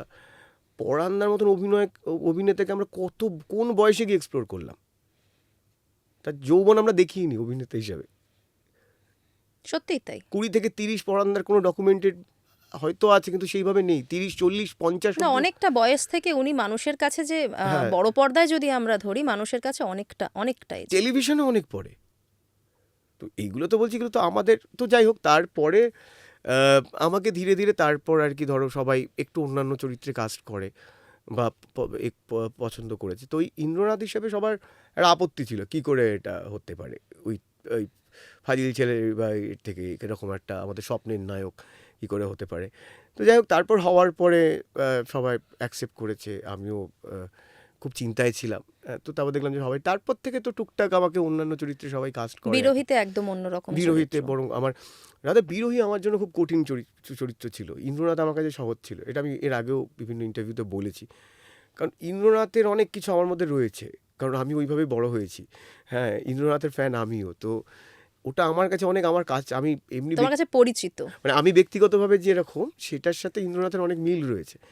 কিন্তু কৃষ্ণ মাস্টারের সাথে কোনো মিল নেই আমার, একদমই নই। আমি ওরকম অত নমনীয় সফট নরম সরম মানুষই নই, একদমই ওরকম চরিত্র আমি নই। ফলে আমার কৃষ্ণ মাস্টার করতে অনেক আমার খাটতে হয়েছিল, এবং এটাকে বোঝা।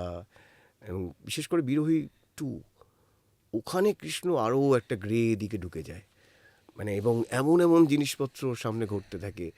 হ্যাঁ, ওটাকে আমার আরও কঠিন হয়েছিল বিরোহী 1-এর থেকে 2টায়। কারণ খুবই একটা সাইকোলজিক্যাল জায়গা তো।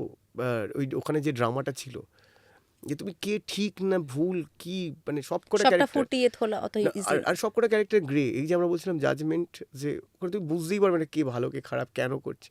এই জায়গায় তোমার ভালো মনে হচ্ছে, কিছুক্ষণ পর তোমার তাকে গালাগালি দিতে হবে। এই খারাপ মনে হচ্ছে, তোমার মনে হবে আরে এরও একটা হিউম্যান সাইড আছে। হ্যাঁ, তো সেটা দর্শকদের ক্ষেত্রেও এটা হয়। একদম একদম। তো আমার তো ওটাই আমি সবসময় ছেড়ে রাখি দর্শকদের কাছে। আর আমি ওরকম বললাম যে বাবা দাদা লেজেন্ড কিংবদন্তি সব হতে চাই না, ফলে আপনারা আমাকে মন খুলে ক্রিটিসাইজ করুন।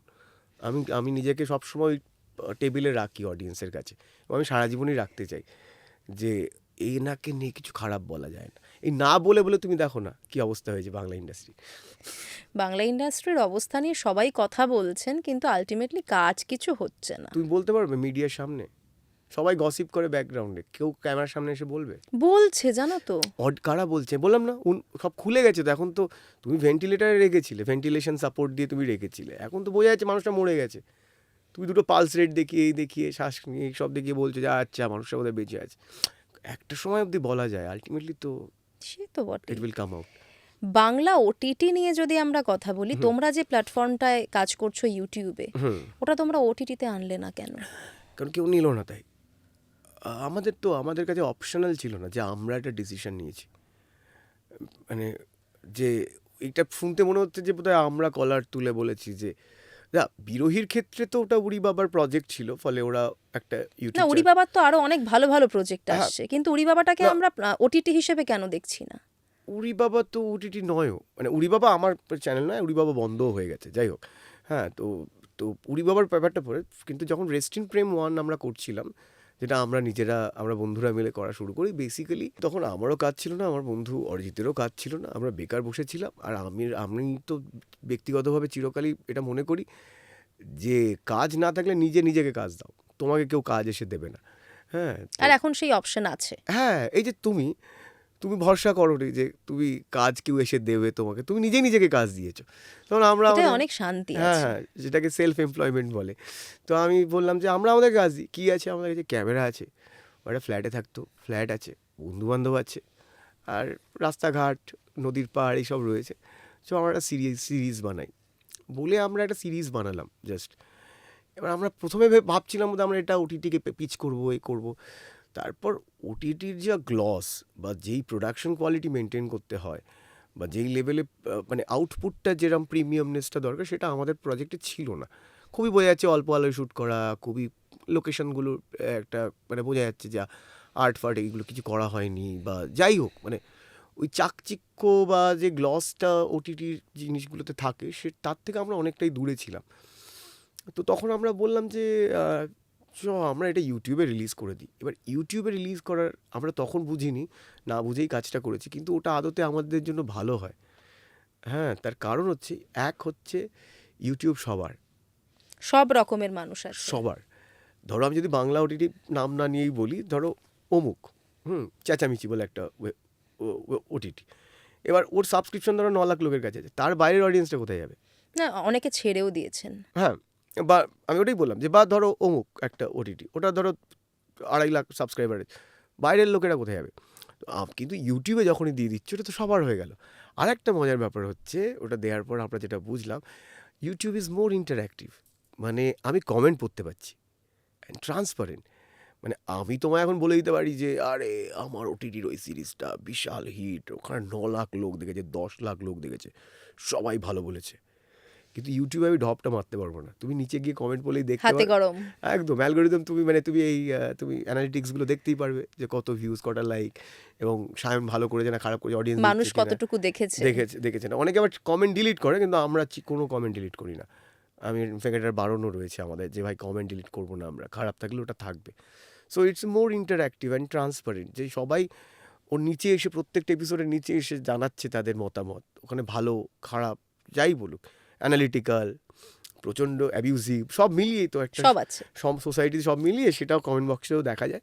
তো তো ওইটাতে আমাদের সুবিধা হলো, এক হচ্ছে আমরা প্রচণ্ড মানে একটা বিগার অডিয়েন্সকে কেটার করলাম, আর এক ইন্টারঅ্যাক্টিভও হলো, আমরা নিজেরাও জানতে পারলাম যে অডিয়েন্স আদতে কী ভাবছে, যেটা ওটিটি না হলে হলো না, এবং প্রচণ্ড জনপ্রিয় হলো, কারণ তখন এগুলো কিছু ছিল না। মানে ইউটিউব সিরিজ তার আগে এখন তো প্রচুর আসছে। এখন প্রচুর আসছে, কিন্তু আমরা যে সময় বানিয়েছিলাম তখন কিছু ছিল না সেরকম একটা। হয়তো একটা দুটো কেউ বানিয়েছিল, আমি জানি না, বাট আমাদেরটা ওই সময় আর কি প্রথম একটা ট্রেন্ড সেটার হলো। তো সেটা দেখলাম যে ভালো। তারপর তো উড়ি বাবা এলো, উড়ি বাবা আরও অনেক কিছু বানিয়েছে, এখনও অনেকে ইউটিউব সিরিজ বানাচ্ছে, কিন্তু এটা হওয়া উচিত, আরও বানাক সবাই। হ্যাঁ। তোমার সফল পোর্শনগুলো যদি আমরা দেখি, হুম। তাহলে পডকাস্টের কথা না বললে হবে না। হ্যাঁ। তোমার পডকাস্টটা খুব সাকসেসফুল এবং একটা একদম ডিফারেন্ট জনার। হুম। এই আইডিয়াটা কিভাবে এলো? মানে হঠাৎ করে তুমি ধরো তুমি রেডিওতে কাজ করেছো, হ্যাঁ। তুমি মুভিতে কাজ করেছো, সব মিলিয়ে মিশিয়ে সব বাদ দিয়ে তুমি হঠাৎ করে হেলথটাকে কেন ধরলে? আর ওই তোমায় যেটা বলছিলাম যে আর্ট ইজ পার্সোনাল, আমার জীবনে যা যা ব্যক্তিগতভাবে ঘটে আমি চেষ্টা করি যেন সেটা কোনো না কোনোভাবে আমার কাজের মধ্যে ধরা পড়ে, আমি চাই সেটাকে মেনটেন করতে। তো আমার 2023 সালে খুব একটা খারাপ সময়ের মধ্যে দিয়ে যাই, আমার কাকার ব্রেন স্ট্রোক হয়, এবং মানে আমাকেই পুরো ব্যাপারটা, এবং তখন ডাক্তারের কাছে যাচ্ছে, এবং খুবই সিরিয়াস কন্ডিশন। এবার ডাক্তারের কাছে গিয়ে, এবার এক হচ্ছে আমার কাছে কোনো ডাক্তারের রেফারেন্স নেই, আমি কোনো ডাক্তারবাবুকে চিনি না। হ্যাঁ, একজন দুজনকে চিনি, বাকি আমি কাউকে চিনি না। অ্যান্ড সেকেন্ডলি হচ্ছে আমি গিয়ে ডাক্তারবাবুদের সাথে কথা বলছি, আর তারা সব দেখছি মেডিকেল জার্গন ইউজ করে কথা বলছে, কিছু বুঝতে পারছো না। এটা সবাই রিলেট করবে, তুমিও রিলেট করবে, ও তো ইস্কেমিক স্ট্রোক হ্যান ত্যান বলছে। আমি হ্যাঁ হ্যাঁ সহজে বলুন কি, আর টাকার পর টাকা বেরিয়ে যাচ্ছে। আমরা জানি যে প্রাইভেট হসপিটালগুলো কীভাবে লোটে মানুষকে, ভয়ঙ্কর ভয়ঙ্কর। যে একটা মধ্যবিত্ত পরিবারের 20 বছরের সেভিংস একটা মেডিকেল এমার্জেন্সিতে চলে যেতে পারে। So it's that serious thing. তো আমি বললাম যে এইটা তো আমি কোনোদিন ভেবেই দেখিনি। আমি মোটামুটি খেলাধুলো, এই রাজনীতি সব কিছু নিয়ে 2-4 কথা বলতে পারি, একটু জানি, পরিচিত লোকজনও রয়েছে। আমি সবচেয়ে ইম্পর্টেন্ট জিনিসটাকে আমি নেগলেক্ট করে গেছি সারা জীবন। আমি না ডাক্তার চিনি, হেলথ কেয়ারের ব্যাপারে কিছু জানি না। হ্যাঁ, ছোটোবেলায় হোমিওপ্যাথি ওষুধের কিছু নাম জানি, আর প্যারাসিটামলের নাম জানি, পেট খারাপ হলে একটা ওষুধ খাই নাম জানি, থার্মোমিটার চিনি, স্টেথোস্কোপ চিনি, প্রেশার মাপে জানি, এইটুকুই আমার জ্ঞান। আর বাকি সবচেয়ে ইম্পর্টেন্ট জিনিস, বাকি সব কিছু অপশনাল হয়ে যাবে।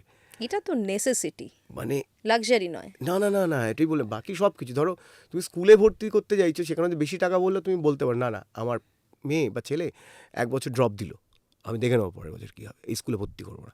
হসপিটালে তুমি এটা বলতে পারবে যখন কেউ ওই রকম এমার্জেন্সি স্ট্রোক বা হার্ট অ্যাটাকের মতো, যখন প্রত্যেকটা সেকেন্ড বা মিনিট ডাক্তার যা বলছে তোমায় শুনতে হবে। সে যদি বলে দেয় এই টেস্টটা তোমার 3 লাখ টাকা লাগবে, তুমি দেবে? তাই তো হয়, মানুষ তো So- সর্বশান্তও হয়ে যায়। হ্যাঁ, তো তখন আমি বললাম এইটা নিয়ে কেউ কাজ করছে না, কাজ করছে অ্যান্ড কিন্তু কেউ ওটাকে মেন স্ট্রিমে আনছে না, মানে কেউ কোনো এন্টারটেনমেন্টের ফেস নেই হেলথ কেয়ারে। দেখো বাকি ফুড, ট্রাভেল সব কিছুর এন্টারটেনমেন্টের ফেস রয়েছে, কেউ না কেউ করছে কোনো এবং যারাই ধরো করেছে তারা খুব সিরিয়াস ভাবে করেছে, তুমি যেমন ব্যাপারটাকে খুব ক্যাজুয়াল করে মানুষের মধ্যে এনে দিয়েছো, রাইট এটা কেউ করে না। এক্স্যাক্টলি। এবার তুমি যেহেতু খবর মানে নিউজ ব্যাকগ্রাউন্ড, আমিও রেডিও ব্যাকগ্রাউন্ড, আমাদের দেখবে ডাক্তারবাবুদের শো হতো। হ্যাঁ, হ্যাঁ, আমি অনেক করেছি। ও করেছে, আমিও রেডিওতে করেছি, এখানে বললাম তুমি আর আমি অনেক কিছু আমরা রিলেট Common. করতে, অনেক কিছু কমন।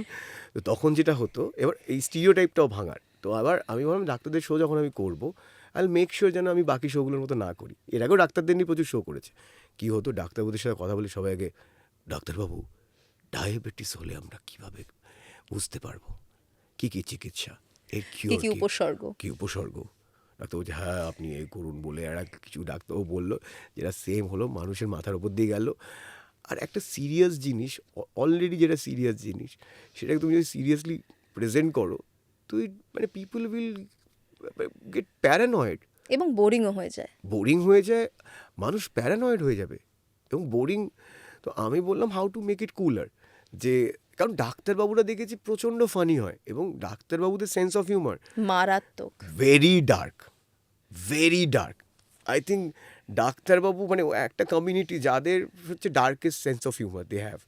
মানে আমরা কমেডিয়ানদের ডার্ক জোক নিয়ে কথা বলি, তো তুমি যদি ক্যামেরা অফ করে ডাক্তারবাবুদের সাথে একটু সময় কাটাতে পারো, বন্ধু বান্ধব আছে আমি জানি। একটু বলো, একটু খুলে কথা বলো, ও বাপ, তারা কোনোদিন ক্যামেরার সামনে বলতে পারে লাইসেন্স ক্যান্সেল হয়ে যাবে যাই হোক। তো তাদের মানে ডার্কেস্ট মানে সেন্স অফ হিউমার এই কমিউনিটির। তো তখন আমি ভাবলাম যে আচ্ছা তাহলে কি করে এটাকে আমরা করতে পারি। তো এবার আমি দেখলাম যে এটা আমার পক্ষে করা সম্ভব নয়, একা সম্ভব না, একা সম্ভব নয়। তার কারণ হচ্ছে বাকিগুলোর তো নলেজ রয়েছে আমার কাছে, এটা একদম নতুন একটা জায়গা। আর আমি নিশ কেটার করছি। মানে ধরো তুমি যেটা বললে সুন্দরভাবে, যে তুমি ধরো সব রকম করছো, এন্টারটেনমেন্টও করছো, স্পোর্টস করছো, ডাক্তারবাবু করছো, অ্যাস্ট্রোলজি করছো, তো তুমি কি হচ্ছে তুমি অনেকগুলো জায়গা রয়েছে। আর এখানে তো আমি একা শুধু ডাক্তারবাবু করছি এবং যেই বিষয়টা নিয়ে আমি সবচেয়ে কম জানি সেটা নিয়ে আমি কী করে তোমার একজন ডক্টরকেই প্রয়োজন আমার তখন। একজন ডাক্তারবাবুকে এই রোগের চিকিৎসার জন্য একজন ডাক্তারবাবুকে প্রয়োজন। হেয়ার কামস ডক্টর কুশল নারায়ণ চক্রবর্তী। তো উনি, আমি ওনার পেশেন্ট, আমার পরিবারের সবাই ওনার পেশেন্ট। তো আমি একদিন ওই ওনার ক্লিনিকে গেলাম, তো হঠাৎ করে কথা হলো, তখন আমি ভাবছি কিছু না কিছু করব। তখন আমি পডকাস্ট করবো ভাবিনি, আমি তখন ভাবছি যে কিছু একটা করব মেডিকেল বিষয়টা নিয়ে, এই হেলথ কেয়ার। আমি হয় সিনেমা বানাবো বা কিছু একটা করবো যেটাতে এটা, বা কোনো একটা শো ক্রিয়েট করবো যেটাতে এটা জানানো যায়, মানে খুব ভাষা ভাষা আইডিয়া। তো আমি বললাম ডাক্তারবাবু, উনিও তখন বলে আমি পডকাস্ট করবে এরকম না, বলে হ্যাঁ করবো করবো চলো। আর উনিও প্রচণ্ড ফানি, মানে হি ইজ ভেরি ফানি, মানে আমার মতনই, নাহলে একসাথে সংসার করা না, যায় না। সেটা তো তোমাদের পডকাস্ট দেখলেও বোঝা যায়। হ্যাঁ, উনিও প্রচণ্ড, হ্যাঁ করবো। আমি বললাম চলো তাহলে আমরা করি। এবং থ্যাংক ইউ ওনাকে যে উনি আমাকে ভরসা করেছে এতটা, এবং একবারে বলাতে পুরোটা ঝাঁপিয়ে দিয়েছে। 2 বছর আমরা সংসার করছি। তো ওটা হওয়ার ফলে কি হলো, যে আমি নিজেও জানলাম, মানুষও অনেকটা জানতে পারলো, এবং আমরা শুধু পডকাস্ট থেকে বেরিয়েও গেছি ইনজেকশনে। শুধু পডকাস্ট তো আমাদের মাদার শোটা হচ্ছে, তুমি তাছাড়াও দেখবে আমরা প্রচুর কিছু ডেমোস্ট্রেট করেছি যেইগুলোর ব্যাপারে মানুষ শুধু নাম শুনেছে। ধরো ক্যাথ ল্যাব কি, হার্ট অ্যাটাক হলে ক্যাথ ল্যাব বলে, কোথায় যাই আমরা। হ্যাঁ ক্যাথ ল্যাব ব্যাপারটা কি, স্টেন্ট বসে, আমরা এত স্টেন্টের ব্যাপারে শুনেছি, স্টেন্টটা কি, রোবোটিক সার্জারিটা কি, ল্যাপ্রোস্কোপি কি, এই যে একমো মেশিনটা কি, হ্যাঁ এগুলো সব তোমরা দেখাচ্ছ, ডেমনস্ট্রেট করছো। হ্যাঁ, এবং খুব ইজিভাবে। ডায়ালিসিস, কিডনি খারাপ হলে সবাই জানে ডায়ালিসিস করতে নিয়েছে, ইটস ভেরি পেইনফুল। তো এটা কি, রাদার মানুষ ভয় না পেয়ে অ্যাওয়্যার হয়। আর আমরা সবসময় আমাদের শোয়ের শেষে বলি যে সুস্থ থাকুন, যাতে ডাক্তারবাবুদের কাছে আপনাকে যেতে না হয়, আর যদি অসুস্থ হন তাহলে নিজে ডাক্তারি করবেন না। তো আমরা মানুষকে এটাই বলি যে এইটা পডকাস্ট শুনে আবার তোমরা নিজেরা ডাক্তারি করতে যেও না, ওটার মতন হার্মফুল কিছু হয় এটা না। তো এমনি আমাদের সাধারণ মানুষের অভ্যেস, আমরা তো আগে নিজে ডাক্তারি করি, যখন হাতের বাইরে যায় তারপর ডক্টরের কাছে যাই। এক্স্যাক্টলি, একদম তুমি ঠিক বলেছো। তো আমি সেটাই চাই যে মানুষ এটা শুনে, ইনজেকশন শুনে কেউ যেন ডাক্তারি না করে, রাদার এই কঠিন সময় যেখানে প্রত্যেকটা সেকেন্ড মিনিট কাউন্ট হচ্ছে, এবং একটা ভুল ডিসিশন তোমার লাইফ লং রিগ্রেট হতে পারে, লাইফ লং রিগ্রেট। ইস, ওই সময় যদি অমুক ডাক্তারের অমুক কথাটা শুনে নিতাম, কিছু টাকার কথা না ভেবে, আমার হয়তো ঠিক হয়ে যেত। আবার তুমি ওইটা ভাবতে গিয়ে হয়তো আরেকটা সেকেন্ড ওপিনিয়ন নেওয়া যেত, তোমাকে ডাক্তার এমন ভুলভাল বোঝালো, হসপিটাল এমন বললো, তুমি তুম করে 3 লাখ টাকা বার করে দিয়ে দিলে। না, এটাও তো হয়, আমার দুটোই নিজের হয়, ক্ষেত্রেও দুটোই এরকম হয়। হয়েছে। দুটোই হয়। একটা তুমি করলে না, তুমি টাকার মায়া করলে, সেকেন্ড ওপিনিয়ন নিতে গিয়ে টাইম চলে গেল, তো তখন তুমি বললে যে হে আমি ওটা করলাম, আমার প্রিয় মানুষটার তার জন্য এত ক্ষতি হয়ে গেল, লাইফ লং রিগ্রেট।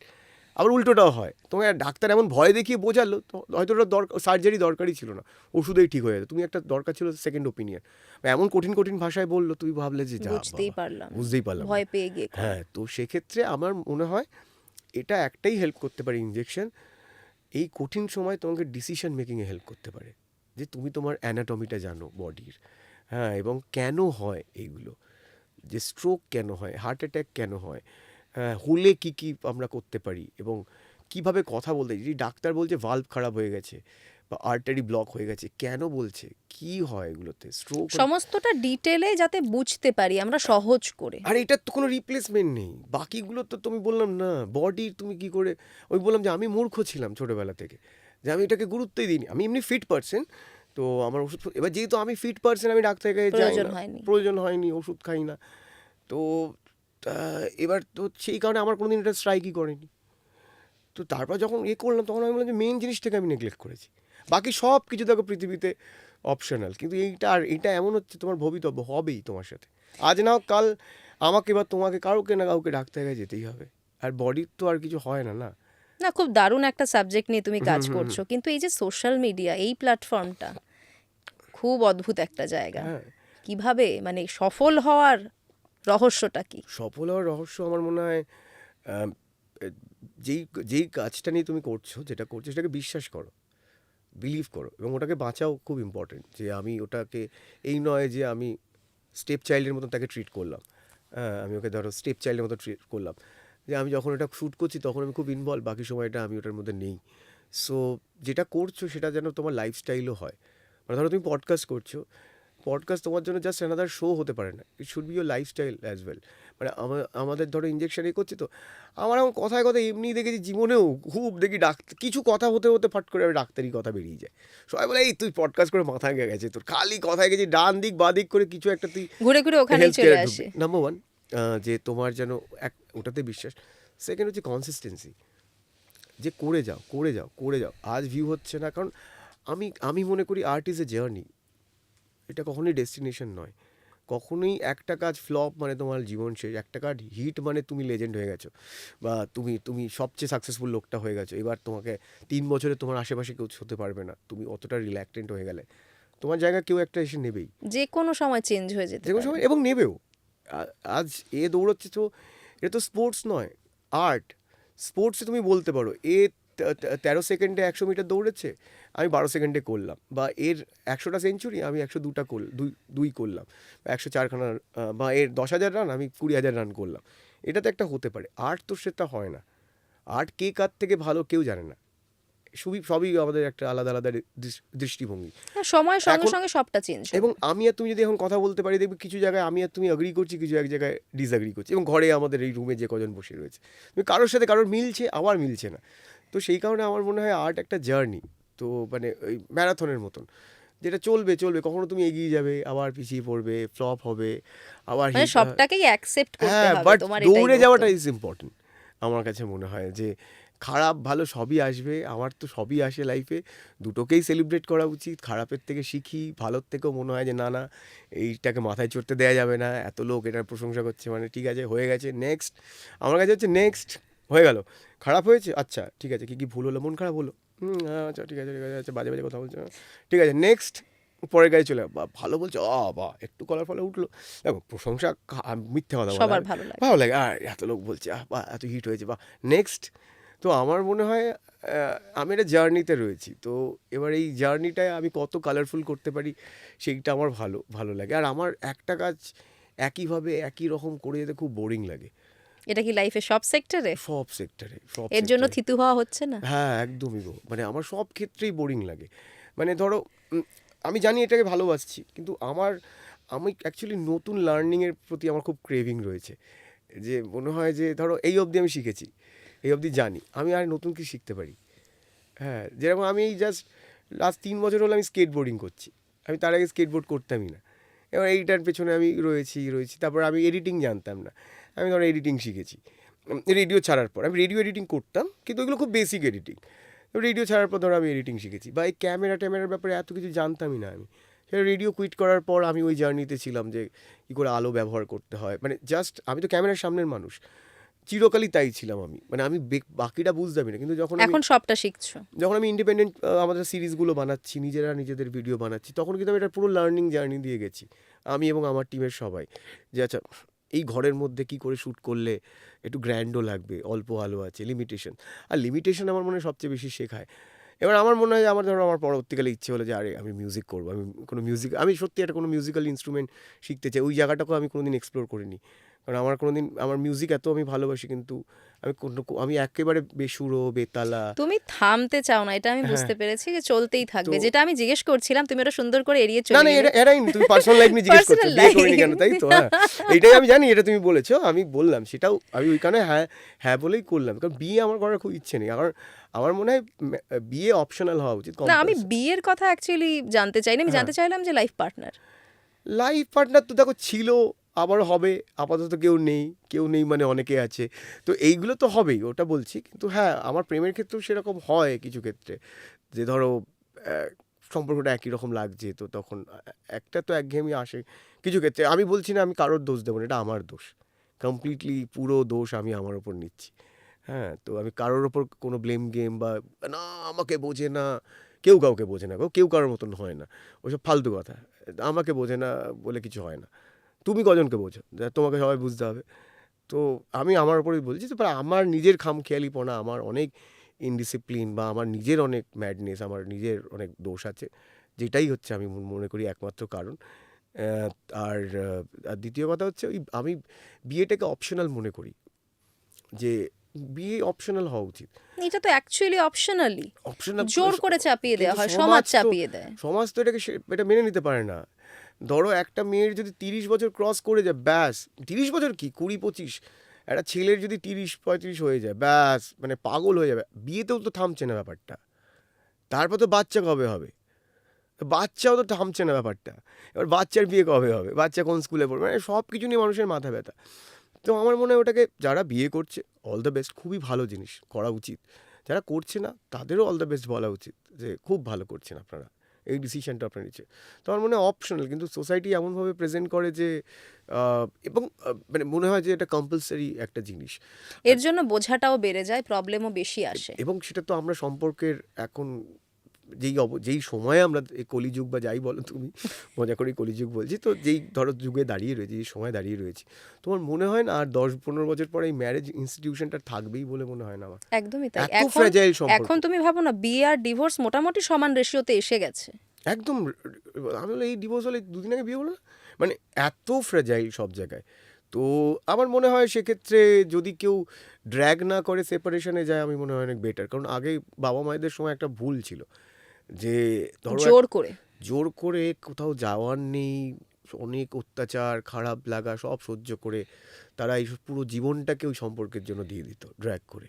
তার থেকে বেটার হেলদি একটা এন্ডিং করো, রাদার তোমরা বন্ধুত্বটা রাখো, একে অপরকে সাপোর্ট করো।